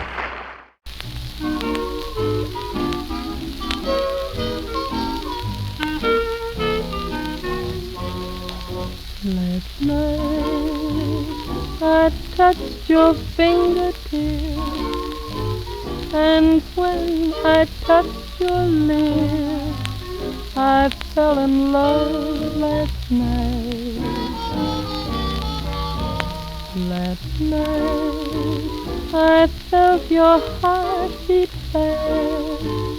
Swiftly the moments passed. Why couldn't it last night? Tonight, here I am all alone. My lovely dream has flown. Why must I be alone? My darling, last night, why did we say goodbye? My heart keeps asking why couldn't it last night?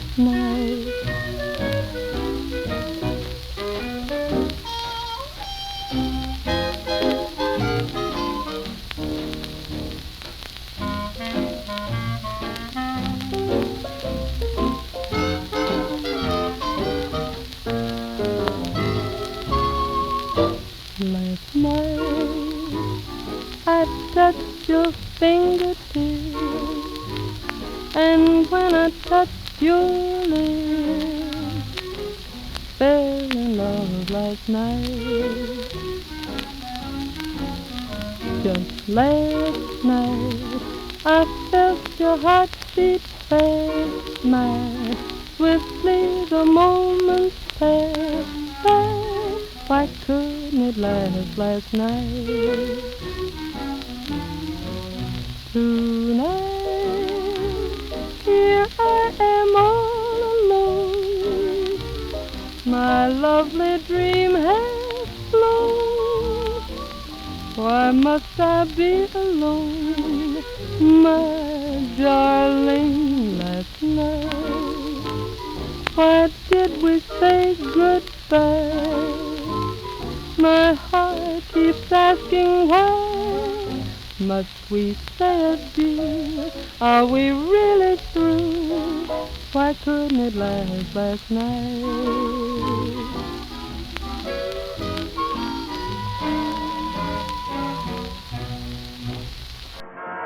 An old show gained renewed inspiration when Marion Jordan of Fibber, McGee and Molly returned as Molly after a prolonged absence due to an illness. The show had continued while she was sidelined, with various characters introduced as comic foils for the solo Fibber McGee. But none could reproduce the magic of the Fibber and Molly relationship, and the Molly-less episodes were often more formulaic than fun. The makers of Johnson's Wax and Johnson's Self-Polishing Glow Coat present Marion and Jim Jordan as Fibber McGee and Molly.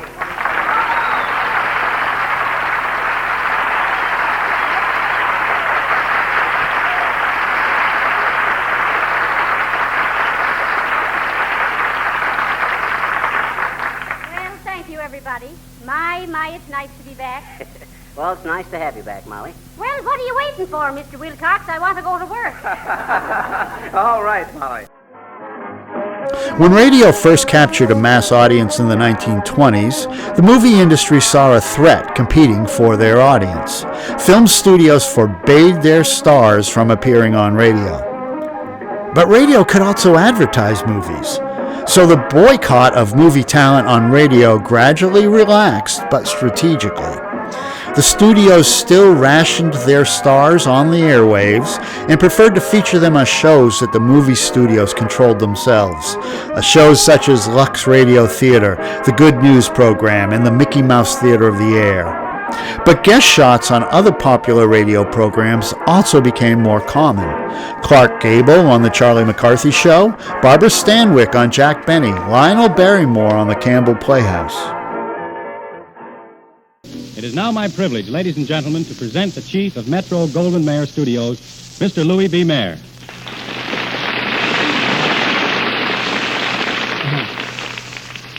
It is a very real pleasure to join with you tonight in welcoming another Good News season.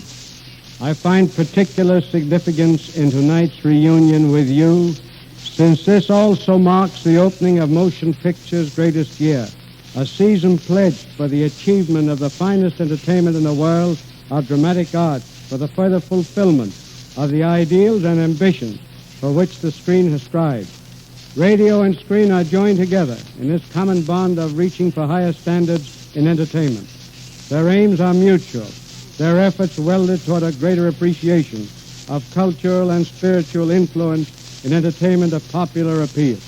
In the motion picture Boys Town, which Metro-Goldwyn-Mayer offers as one of its first contributions to this season, we find combined inspirational and entertainment qualities. Boys Town is vastly more than a motion picture story. It is a dramatization of the life of a great humanitarian, his dream of establishing a sanctuary where boys, adrift in the tenderest years of life, might grow to manhood, free of the temptations of the street. Since first founded in Omaha, Nebraska, 21 years ago, Boys Town has sent more than 4,000 good citizens, God-fearing, honest men out into the world. The realization of the dream of a young Irish priest who believed, as he believes now, that there is no bad boy. Boys Town pictures the lives of all these boys. It is the story of this good priest, the discouragements, heartaches, tragedies found as he toiled, that these friendless, abandoned boys might be saved. From its humble beginning in a ramshackle rooming house, Boys Town has grown through these years into the wonderful institution it is today, a city of little men and a magnificent inspiration to all mankind. We are going to present now some scenes from the picture, and we welcome to our stage those splendid artists, Spencer Tracy and Mickey Rooney. But the movie studios still held back their most valuable talent, especially MGM, who controlled the brightest star in Hollywood, the most popular, highest paid, greatest moneymaker in all of film, the biggest box office earner for 1935, 1936, 1937, and 1938. The most photographed person on the planet. The day in 1939 when this unmatched royalty of Hollywood finally appeared on radio was the day that radio and movies buried the hatchet. Christmas Eve, 1939, when Shirley Temple appeared on the radio for the first time. Shirley Temple gives the nation its crowning Christmas gift when she makes her radio debut as a singer and actress in Maeterlinck's famous Bluebird on the Screen Guild Theater over this station Sunday at 7:30 p.m. Eastern Standard Time. Someday you'll find your bluebird. Wait your turn, bide your time. For when you find your bluebird, life will be so sublime. It's Maybe right near you, or maybe worlds apart. When love comes, you'll find it on the windowsill of your heart. And then you'll hear your bluebird sing a song of happiness to you.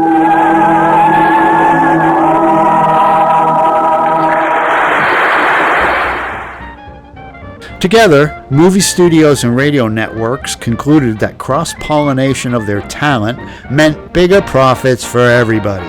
From this point forward, film, radio, and later television would become revolving doors for all sorts of industry types. In radio, the money was in airtime sold to program sponsors. The sponsors purchased the airtime, allowing them to control the content since the program reflected their corporate brand and/or product. Sponsors controlled the scripts and worked with the local radio stations and national networks to produce and broadcast the approved content. The sponsors were famously opposed to any political bias or controversy in their programs because controversy was bad for business. The talent was supposed to behave and keep their mouths shut. Eddie Cantor didn't. In 1939, it got him banished from radio for almost a year. Eddie Cantor wasn't just a radio personality. He was an American institution. He started as a singing waiter at Coney Island, worked his way up the vaudeville ladder to become one of the great headliners, took Broadway by storm, was a major Ziegfeld Follies star, starred in silent comedies and then the talkies, sold a massive amount of those newfangled phonograph records, and dominated radio since 1931. He was unquestionably one of the most popular and beloved performers of his generation. But he was also a proud Jew in a time when serious and powerful people publicly declared that Jews were a problem that needed to be dealt with. Therefore, again, I congratulate the patriotic Americans for their timely interest in our national affairs. Our congressmen now recognize how unalterably opposed are their constituents, not only to aiding and abetting communism, but to any policy which leads to an offensive war against any nation.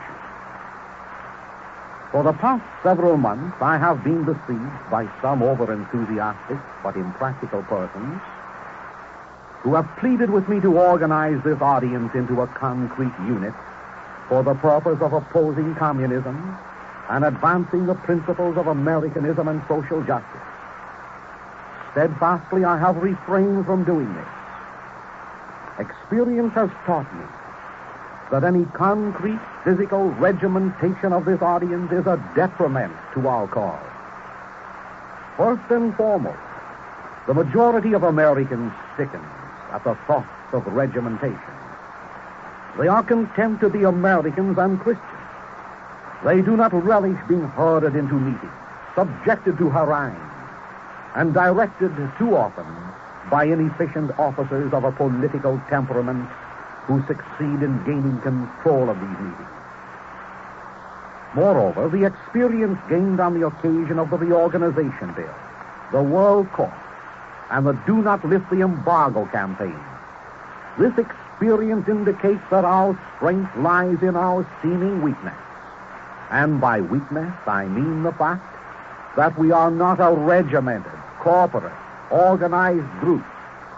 We are Americans and Christians who, when the occasion demands, will rise in unison to act. Please do not misinterpret me. I am not setting myself up as the leader of this unorganized organization. It is my intention simply to present to you, not in the name of the church, not in the name of any political party, but in my own name and on my own responsibility, the principles which I conceive are fundamental for the preservation of Americanism and Christianity.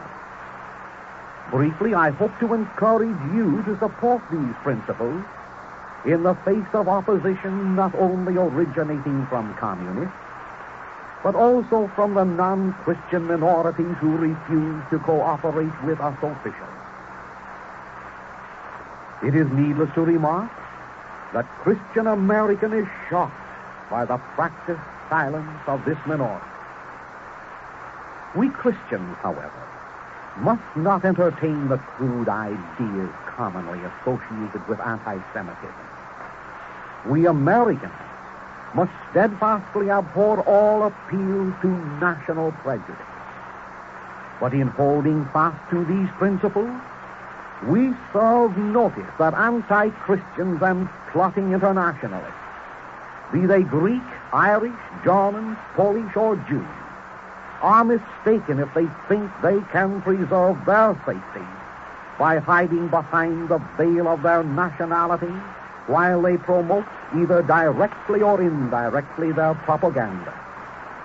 Respectable Greeks, Irish, Germans, Poles, and Jews should not hesitate to be the first to condemn the betrayers of their own race, who are either active supporters of or sympathizers with communism or any other ism opposed to religion and to Americanism.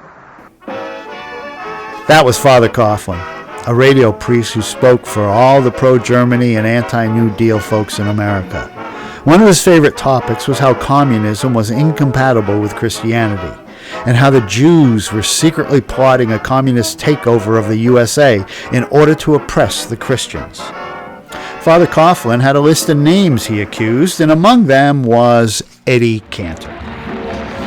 Now, it's true that Eddie had helped to create the first actors union, the Rats, star spelled backwards, helped it grow into Actors Equity, and then had been president of the Screen Actors Guild. Some people considered any unionizer a commie. Eddie wasn't a commie, he was a Roosevelt Democrat. But again, some folks thought of them the same. One thing Eddie was, for sure, was proud and unafraid. He denounced Coughlin to anyone who'd listen, and he supported a long list of Jewish organizations dedicated to fighting anti-Semitism. At the New York's World Fair, there was a pavilion of religions, which invited famous speakers to talk on topics related to religion. Eddie Cantor was scheduled to speak on Tuesday, June 13, 1939. Eddie titled his speech, "The Enemies Within," and accused anti-Semitic, pro-Nazi sympathizers in the USA of being secretly financed by Hitler. The Brooklyn Tablet newspaper of June 17 quotes Eddie's speech. "We don't know who is paying the freight for people like Senator Reynolds, Father Coughlin, and Mosley. They are not only the enemies of the Jews, but of all Americans." The national reaction was immediately harsh and unsympathetic to Eddie. In his autobiography, Eddie says of the speech, "I name names because it seems so important. The American public knows the enemies without. Why shouldn't they know the enemies within? That night's headlines read, 'Comedian blasts priest.' The next day, my 39-week radio program is canceled." Actually, it wasn't the day after the speech, June 14, that the sponsor, Camel Cigarettes, canceled Eddie, but earlier in the month. The Lincoln, Nebraska State Journal reported on June 4, 1939, "Eddie Cantor was not renewed by his current sponsor. Benny Goodman may take over the spot." Story's better if he's canceled the day after he gave the speech. That's probably why Eddie changed that detail. But Eddie's speech was only one incident in a long line of Father Coughlin criticism. It is totally believable that Cantor was canceled because of his public resistance to anti-Semitism. Camel had been receiving nasty letters about Cantor for months from thousands and thousands of Father Coughlin followers. It might have seemed like an unnecessary headache to continue to feature Eddie Cantor. Whatever the reason, they let Eddie go. After his speech, no sponsor would touch him because of the controversy. Eddie had been fired just after the 1938-1939 radio season had ended. If he didn't get a new show before the new season began in September, it would be the first radio season to start without Cantor since 1931. He didn't, and it was. Cantor would return to radio early in 1940, thanks to a friend. Multiple sources confirm that Jack Benny took it upon himself to champion Eddie in the search for a new sponsor. As Eddie tells it, "One night Jack paced up and down in his library, then went to the phone and called the head of Young and Rubicam in New York. If radio's going to go on, he said, Eddie Cantor must be part of it." Pause. Yes, I know, but why should he be punished just for having more guts than the rest of us? A few days later, I was in New York talking with Young and Rubicam, and almost at once I was back on the air for Bristol Myers. Eddie would stay on the air well into the 1950s and then transition into television. He would remain a beloved celebrity. Father Coughlin didn't have to worry about a sponsor. He purchased his own airtime thanks to generous donations. But he soon paid the price for backing the wrong horse. Public opinion soured against Nazis and their defenders. The not-so-good father was off the air by the end of 1940. What would you like to sing? Well, it isn't what I'd like to sing. May I do something vocally for Lionel Barrymore? What, Eddie? Something old, something new, something borrowed, and something new.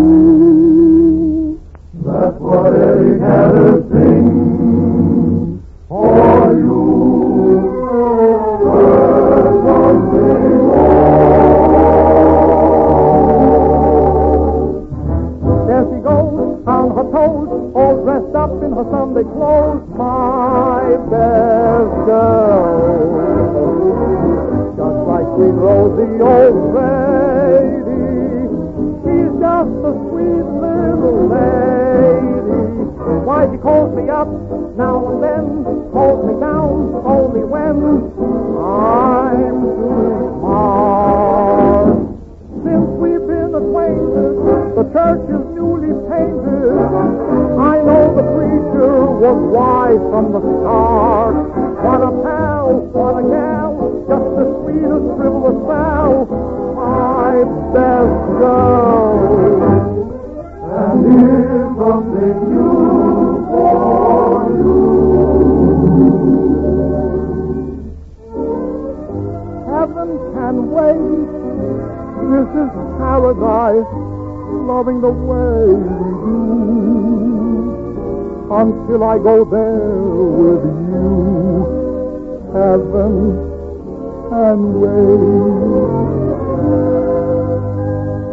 Something old, something new, something borrowed from you. I'll tell you who. It's not Mr. Strauss, either Oscar or Johann, but a fellow from Broadway, George M. Cohan. Give my regards to Broadway, remember me to Herald Square. Tell all the gang at 42nd Street that I will soon be there. Whisper of how I'm yearning to mingle with the old-time throng. Give my regards to old Broadway and say that I'll be there long. Something old, something new, something borrowed and now something new.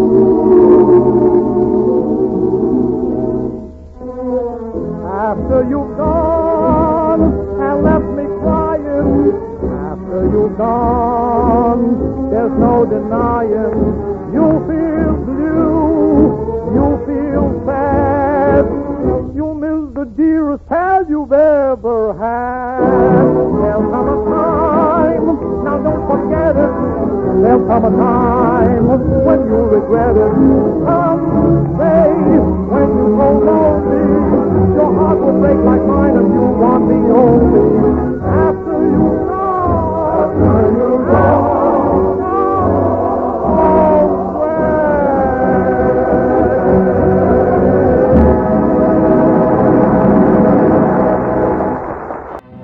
1939 was a year where everything changed. There was no happy ending for 1939. The whole decade was spent clawing our way out of financial disaster. Now, we got a humanitarian disaster beyond imagining. a war beginning where the last one left off. I got some more Arrow News reporter stuff here. From London, Warsaw is still held by the Poles. This is indicated in broadcasts from the Warsaw radio station picked up in London. Late last night, the station announced that Polish soldiers with bayonets had cleared the Germans from 2 suburbs of the Polish capital. From Moscow comes a Red Army communique claiming that the Soviet is mopping up in eastern Poland with little or no resistance. According to the communique, the Reds have taken 60,000 prisoners, 280 guns, and 120 airplanes. In Berlin, the Nazis are transferring thousands of their best troops from Poland to the Western Front. The German High Command announces the Polish campaign is, quote, closed, unquote. From Paris, the French claim superiority in the skies as a result of the first real air fights with the Germans on the Western Front. A number of Nazi planes are said to have been shot down by French flyers using American-made pursuit ships. I wish I could say that 1940 would be more civilized, but that would be a lie. 1940 will test the souls of people everywhere. Gone forever will be the optimism and innocence America carried with it from the 1920s, to be replaced by the world-weary pessimism of the 1950s, all because of events happening in the next few years. The world will be remade, born again from fire, but not quite yet. Let's not deal with the violence and fear by taking a soothing refuge in the dulcet tones and friendly demeanor of the greatest of all crooners, Bing Crosby, with guest Jane Withers from February 5, 1939.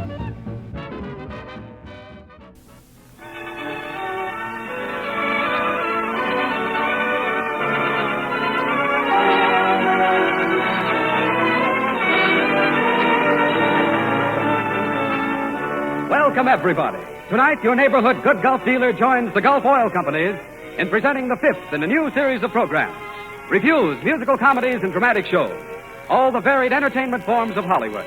So welcome all of you to the Motion Picture Star's own program. Welcome to the Gulf Screen Guild Show. With Bing Crosby, Hugh Herbert, Jane Withers, the Yacht Club Boy, Oscar Bradley, and Hollywood's favorite master of ceremonies, George Murphy.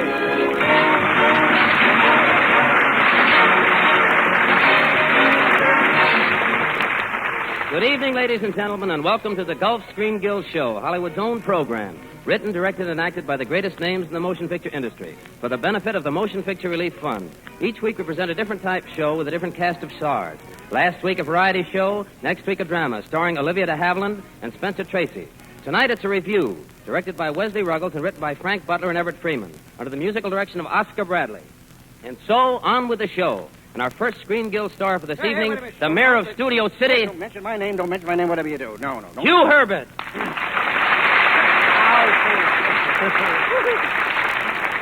You see, look what you did. You said my name. You've ruined everything. This is awful. It's terrible. Wow. Wow. Don't you mean boo-boo? I'm traveling incognito. Don't say that. I like it better than even in Detroit. I got an aunt lives out there. She thinks I'm crazy. Well, I think the same thing about her. But Hugh, what's the idea of traveling incognito? Are you disgusted with autograph hounds? Disgusted, terribly. There aren't enough of them at all. I went so far as to change my name. I gave myself a new name. Well, what new name did you give yourself? Oh, I'm Darryl Zanuck now. You keep that up, they'll be giving you a new number. Yeah? It so happens that a man named Darryl Zanuck is head of 20th Century Fox Studios. Oh, he couldn't be very popular then. What do you mean, not popular? Oh, yesterday morning I went to the 20th Century Fox and said, my name is Darryl Zanuck. They threw me out. So I changed my name. What do you call yourself now? I'm 20th Century Fox now. You deserve to be thrown out. If you wanted to masquerade as Darryl Zanuck, you should have had a polo pony. Oh, no, pony. Oh, no ponies, no horses for me. The other day I was at the racetrack. I lost everything. One of those Crosby days, you know? You have a lot of money in your pocket, and all of a sudden, bing. Oh. There's an entrance cue if I ever heard one. Well, it's Bing Crosby.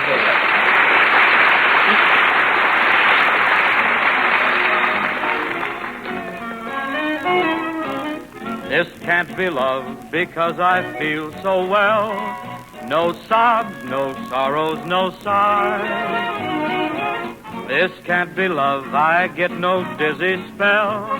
My head is not in the sky. My heart does not stand still. just hear it beat. This is too sweet to be love. This can't be love because I feel so well, but still I love to look in your eyes.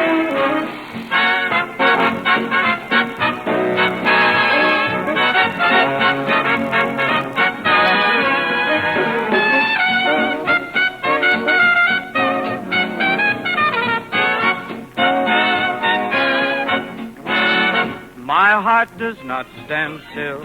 Hear it beat. This is too sweet to be love. This can't be love, 'cause I feel so well. Still I love to look in your eyes.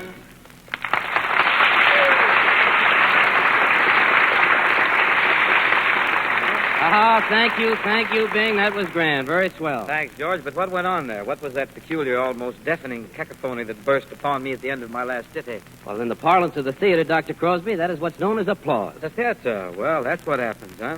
I guess I've been hanging around the music hall too long. Music hall? Hold on there, chum. You're not trying to slip in a little plug for your sponsor, are you? Well, maybe it was kind of reachy. I should have been a little more crafty. Uh-oh, that's what I call the old double Crosby. You better clear this up right now. Take it, will you, Johnny Conte? A lot of people miss some mighty good things just because they never tried them. Well, that's why tonight we'd like to make, well, a sporting proposition to those of you who have not yet tried Gulf No-Nox ethyl gasoline. Try just one tankful of Gulf No-Nox. That's all we ask. And then see if you're ever again satisfied with ordinary gasolines. You see, you don't need to take the advantages of Gulf No-Nox gasoline on faith. Far from it. You can feel the smoother power it gives your motor. You can hear the way it ends those annoying pinging motor knocks. And if you're up north, where February means a lot of cold weather, you can tell at once that Gulf No-Nox gives you quicker, easier starting. So won't you just try a tankful tomorrow? And then you'll be the judge of what it can do for your car. Remember the name, Gulf No-Nox, and it's the knock-proof gasoline. It was very interesting, Johnny Conte. Beautiful. In fact, it was the same plot as my last picture, wasn't it? Wasn't it? Oh, look at George, masquerading. Oh, that's quite a get-up, George. Very good. How did you get so small? Hey, wait a minute, Hugh. Here I am over here. Oh. That's not me you're talking to. That's Jane Withers. Hello, Mr. Murphy. Hello, Janie. Do you know Hugh Herbert? Oh, sure. Hiya, Mr. Herbert. Hello, Jane. Come on, I'll introduce you to everybody in the show. You know George Murphy, Jane Withers, George Murphy. George Murphy, Jane Withers. And I hope the four of you will be very happy. Now, let's see. Where was I? Oh, yes, I was standing over there by the door. Good. No, I'm gone. Where am I? Oh, here you are, right here. You're introducing me to the people on this show. I'll take it, Huey. Jane, this is our orchestra leader, Oscar Bradley. Hello, Jane. Well, hello, Mr. Bradley. Oh, boy. It sure is a pleasure to be on a program with someone my own size. I'm not so small, am I, George? Small? Why, at rehearsal this afternoon, you were chased up the bull fiddle by a termite. Oh, yes. Speedy little devil, wasn't he? Well, men, how about me? What do you say? Don't I get presented to the lady? Oh, I know who you are. How are you, Mr. Crosby? Fine. And you, Jane? Oh, just swell. Say, you must know my father. Lots of times he talks about your horses. Really? What does he say? Well, I don't know. You see, when he uses that kind of language, Mommy always sends me into the other room. Well, you just come out to my house anytime. I've got 4 kids, and they talk about my horses, too. Oh, really? What do they say? Well, I don't know. They always send me in the other room. Oh, I understand. Well, thanks for inviting me. I'll come out sometime. Hey, wait a minute. Who are you guys? Who are we? Wait a minute. That's right. Who are we? We're not Judge Hardy's family. We haven't a healthy, hearty tone, and none of us look like Louis Stone. He said if we did, he'd sure disown his family. Hugh Herbert is known to all of you, so honestly, folks, we can't be you. There isn't a doubt we never can shout out. Woo-hoo! We're not the great Bing Crosby man. But here's a father of fame, you bet, a papa who raised his own quartet. We never could hope to get results like Crosby can. And we can't be Lawrence Tibbett. One of us would sound so sad. But when 4 of us are singing, then we sound 4 times as bad. So there's only one name left for us. I know, ladies and gentlemen, the Yacht Club Boys. Well, I'm glad to see you. Glad to see you. How are you? Come in. come in. Are you the Yacht Club boys? Yes, officer. The Yacht Club boys in person. Well, here's the ticket. You parked your yacht in front of a fire hydrant. Oh, now you're in for it. Don't worry about us. We've got influence. Influence? Yep, plenty. We've been gentlemen of the jury since the 13th day of May. For guys who haven't got a dime, $4 a day ain't hay. We know the tricks of lawyers, and we always call their bluff. We never stoop to take a bribe unless it's big enough. As gentlemen of the jury, we appear in thoughts so deep. We really aren't thinking, we're just catching up on sleep. That's why the lawyers shout at us, but still we never budge. How can they hope to wake us when they can't wake up the judge? We're gentlemen of the jury, and no matter what we do, we're four good men and true. We're gentlemen of the jury, and we lead judicial lives. We tried a man for bigamy who married 7 wives. Of course, we found him innocent. It took but little time. To manage 7 wives should be an art and not a crime. We're gentlemen of the jury, and we're married men of cause. That's why we're always glad to give a husband his divorce. We tried a man who beat his wife. He gave her 30 smacks. We fined him $50 plus a small amusement tax. We're gentlemen of the jury, and in everything we do, we're four good men and true. Now we'll take you into court, and if you're from Missouri, we'll show you just what happened when the judge addressed the jury. His Honor, the court. Ah, he's guilty. Woo! No, he's innocent. Now go to the jury room and decide the prisoner's fate. Go on. Last one in is a sissy. Well, fellow jurors, we are here on very serious business. Before we deliberate, I'd like to ask a very important question. What is it, Mr. Foreman? Who's got a deck of cards? Don't start that. Let's wash this case up and get out of here. My wife's waiting for me. My wife's waiting for me, too. Let's stay in here as long as we can.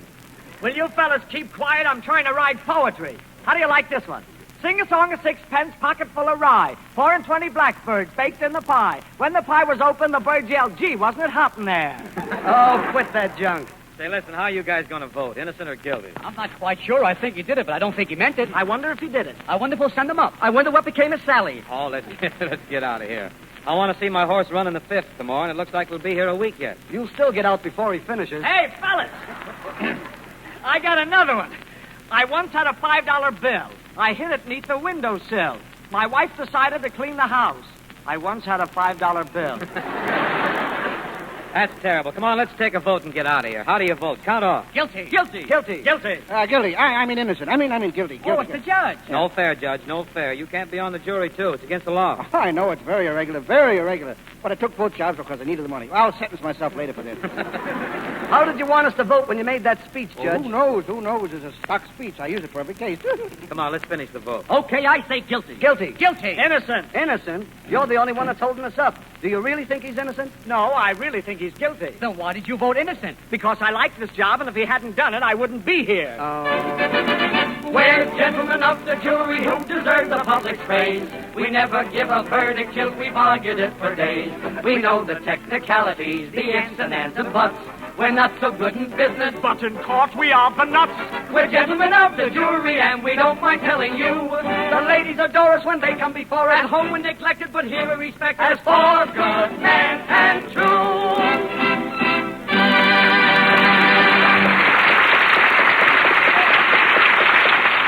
Thank you very much, fellas. That was grand. Mr. Murphy. Yes, what is it, Jane? Say, would it be all right if I brought my little dog on this program? Oh, he does the cutest tricks. Well, that'd be novel. What kind of tricks does he do? He's simply wonderful. When you ask him how much is 2 and 2, he jumps through a hoop, stands on his head, wiggles his ears, and barks 5 times. 5 times? 2 and 2 is 4, not 5. That's the wrong answer. Yeah, but can you jump through a hoop and wiggle your ears? Now, wait a minute. I don't want any trouble with you, Janie. Besides, we haven't time for animal acts on this program. Well, gee whiz, that's just because you're slow. You know, I can do in 1 minute what you do in 30. George, the child is right. You know that this is an age of speed. You know that Jesse Owens in 9 seconds runs 100 yards? You know that in 2 minutes I can be in Pasadena? Well, what's stopping it? Well, you know what I mean. All right, Jane, let's see you do this whole program in a minute. All right. Little Oscar, on your mark, get set, go! Welcome, Gill Show, Jane Withers. Good eve, here's Bing Crosby. This can't be lovely. Thanks, Bing. Commerce, Connie. Go. I guess that takes care of you. Here's Hugh Herb. Woo! Thank you. Now, is there anyone else? How about us? Who are you? We're gentlemen. Thanks, Jim. And here's Oscar Bradley and his orchestra playing a medley. Oh, thanks. Connie, come here. Go. Next week news show, you're an Aunt Jane with. This is the Column.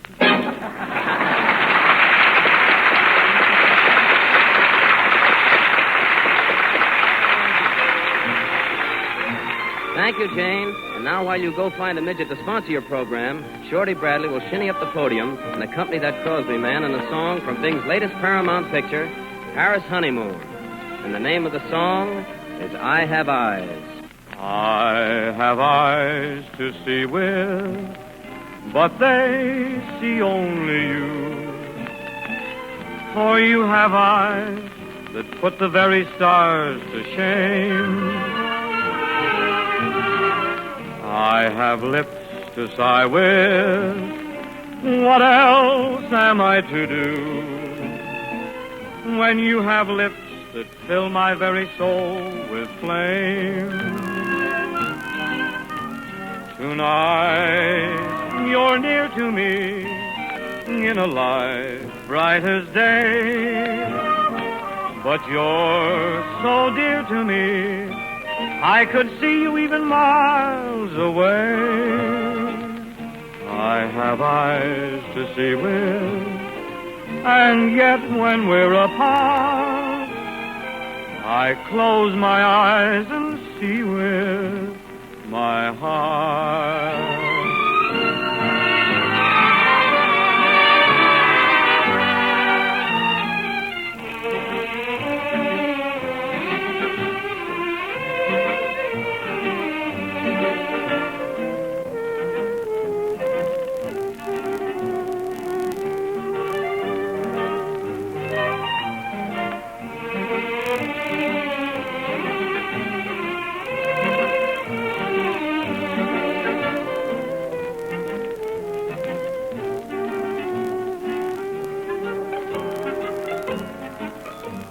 Tonight, you're near to me in a light bright as day.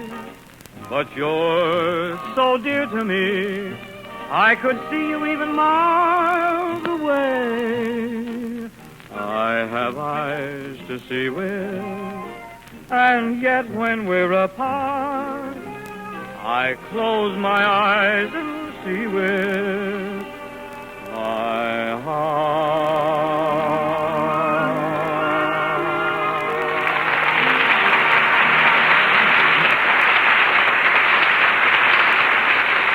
Bing, you really dream it, son. You are a solid send-in killer-diller. And now, a few words from my good friend John Conte. You've all heard those two famous old proverbs, a stitch in time saves 9, and the best is cheapest in the long run.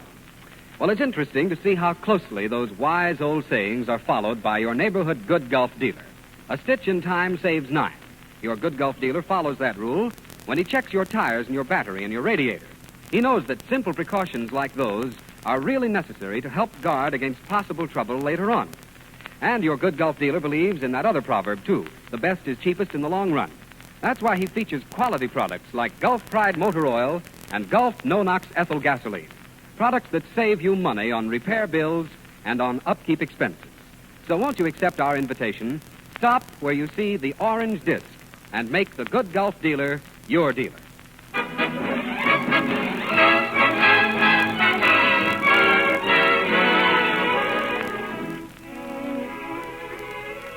At this point, our big little music maestro, Oscar Bradley, comes out from behind his baton to direct the orchestra from the top of a 10-foot ladder in a special arrangement of You Must Have Been a Beautiful Baby.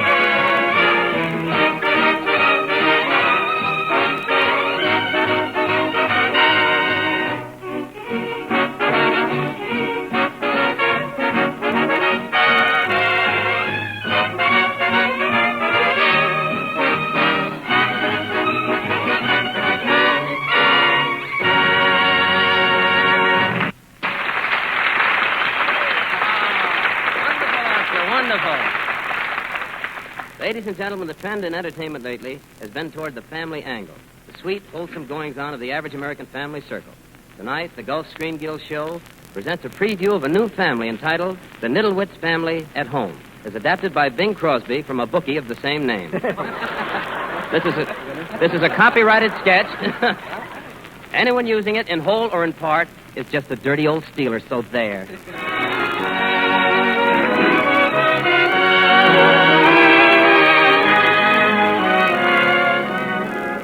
We find Papa Nittlewitz, played by Hugh Herbert, at home with Susie Nittlewitz, played by Jane Withers, waiting for Joe Nittlewitz, played by Bing Crosby, who is reading about Seabiscuit, played by Millions. Wrong number. Goodbye. Wrong number. Goodbye. Hello? Wrong number. Goodbye. Oh, what a bore he is. Gab all day long.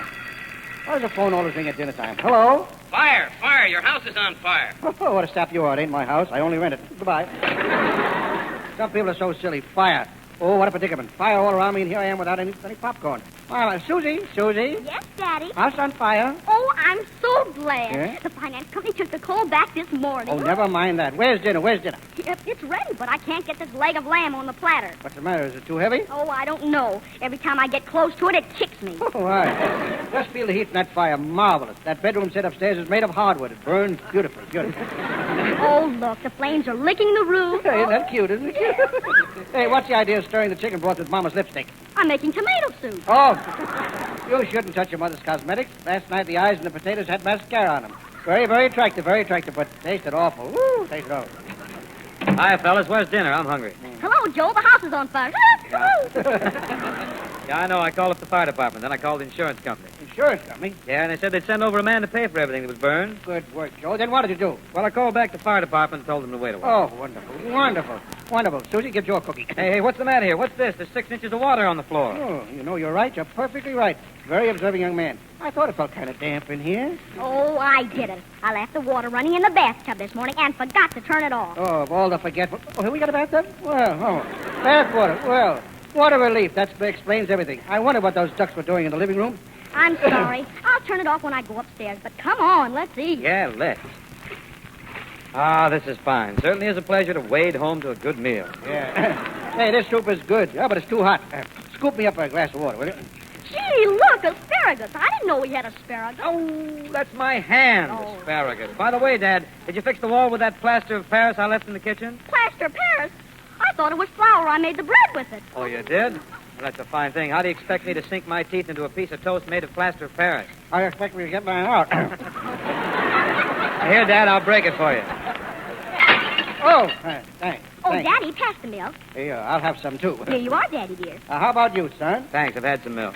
Take the cow off the table. Say, by the way, where's Mom? I haven't seen Mom since she played third base for Peoria in the 3-I League. I wonder where she is now. I remember.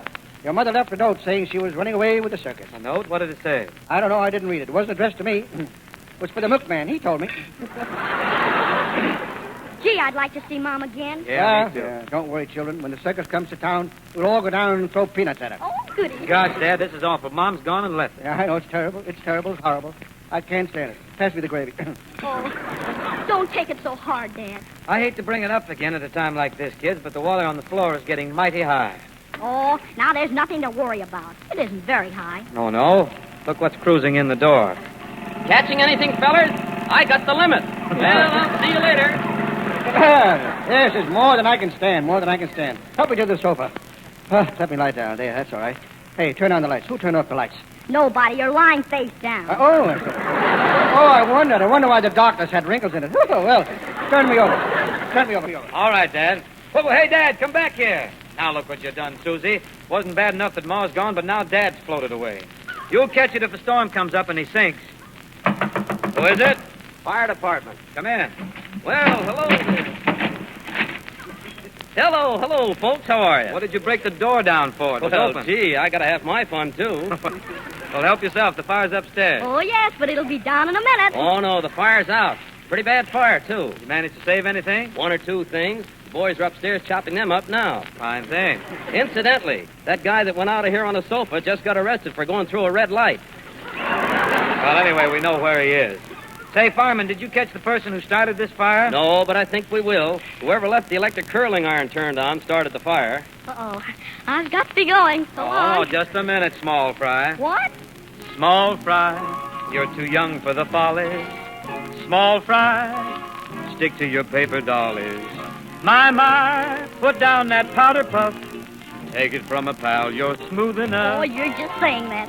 Small Fry, you want your dresses longer? Yes, and what's more, I want my cup of cocoa stronger. My, now you just listen here to me.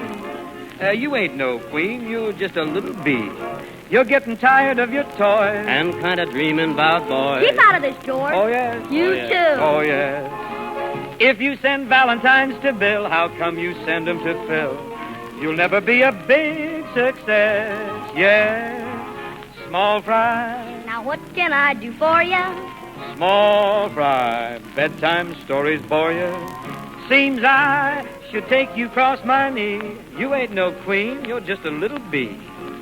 You get to bed at 8, it's true. Then you read Look until 2. Oh, me. Oh, my. Small Fry. Now, look here, Bingo. I have something to say to you, too. Tall Fry, oh, you're betting on the pony. Quiet, small change, or I'll spin. Oh, you got a stable full of ponies. My, this filly is a wretch. Yeah, and so are all your fillies in the stretch. You've got the pinnacle deck in your pocket. What happened to Ma's wedding ring? Did you hunt? Not so loud, not so loud. Oh, yes. You signed your own report card last night. Well, why don't you learn how to write? Then you will be a real success. Oh, yeah? Yeah. Yeah. Small oats, your ears ain't hardly dry ones. You sing notes, yes, but you can't reach the high ones. Oh, now. Why don't you break down and confess?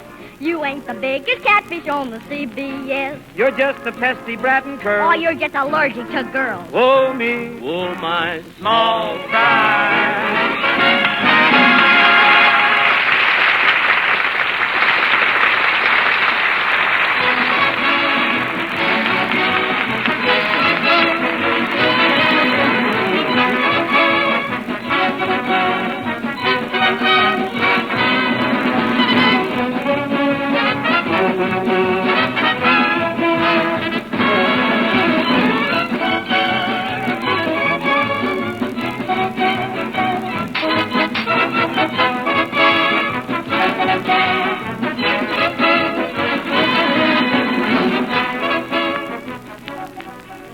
Thank you, Hugh Herbert, Jane Withers, the Yacht Club boys, and Bing Crosby. Thank you, George. And could I interpose a word here? Speaking for the people in tonight's cast, may I say we've been happy to be a part of the show and give a hand in the work of the Motion Picture Relief Fund. We're proud to have a part in establishing a home for the aged and indigent people from every branch of the motion picture industry. The Gulf Oil Companies and the good Gulf dealers who make this program possible have our heartiest thanks. Special thanks also to the radio audience. We hope that you'll enjoy these programs in the future and that you'll continue to give them your support. Thank you very much, Bing Crosby. And don't forget, audience, next week a dramatic show with Olivia de Havilland, Spencer Tracy, and a cast of featured players, written by Lawrence Stallings and directed by Frank Lloyd. This is George Murphy saying thank you for the motion picture industry and the Gulf Oil Companies. Good night.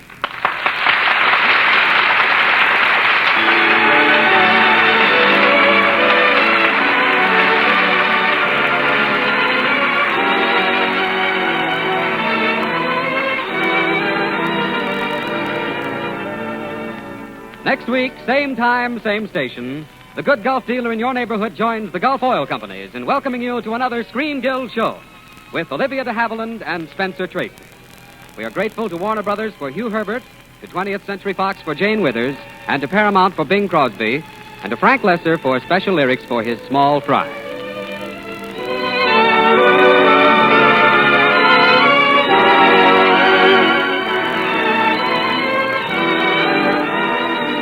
This Can't Be Love is from the boys from Syracuse, Drums in My Heart from Through the Years. John Conte speaking. This is the Columbia Broadcasting System.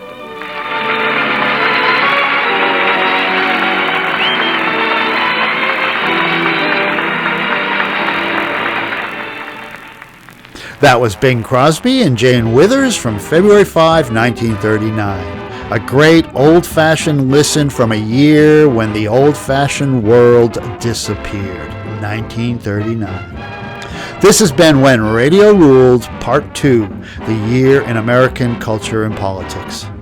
I'm Mike Gillette, your host. When Radio Ruled is a 4TV production. Copyright 2024. We ask you to imagine yourselves on stage 30 of the Metro Goldwyn Mayer lot in the shadow of beautiful Emerald City, where scenes of The Wizard of Oz were made. Here in this beautiful setting, Judy Garland entertains our guests by singing her big song in the picture, Over the Rainbow. Judy?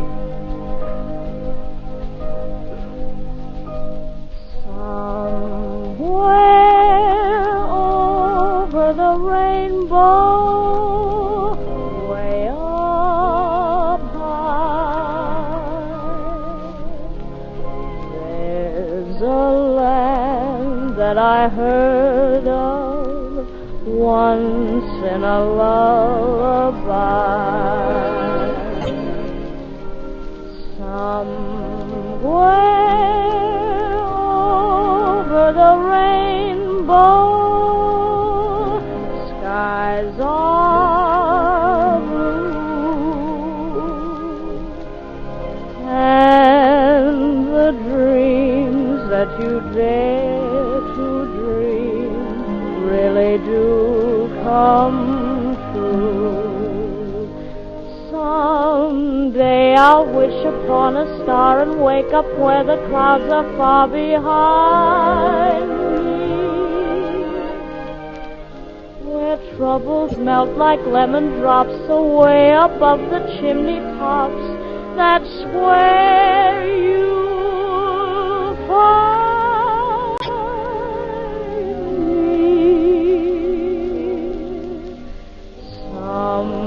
Somewhere over the rainbow, sky bluebirds fly, birds fly over the rainbow. Why then, oh why can't I?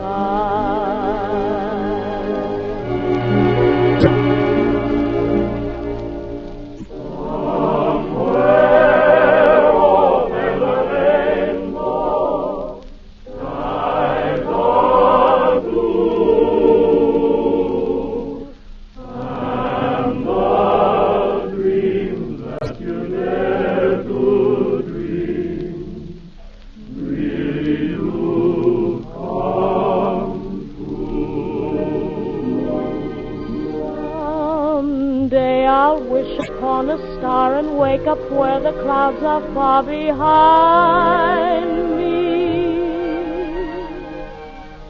where troubles melt like lemon drops away above the chimney tops.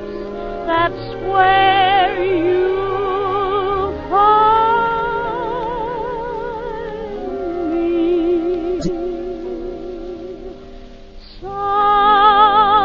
Somewhere over the rainbow,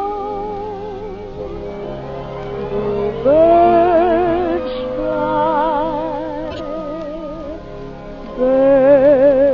fly over the rainbow.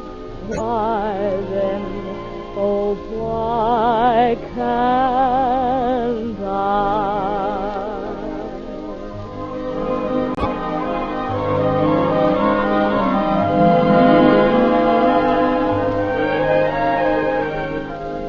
If happy little bluebirds fly me on the rainbow, why, oh, why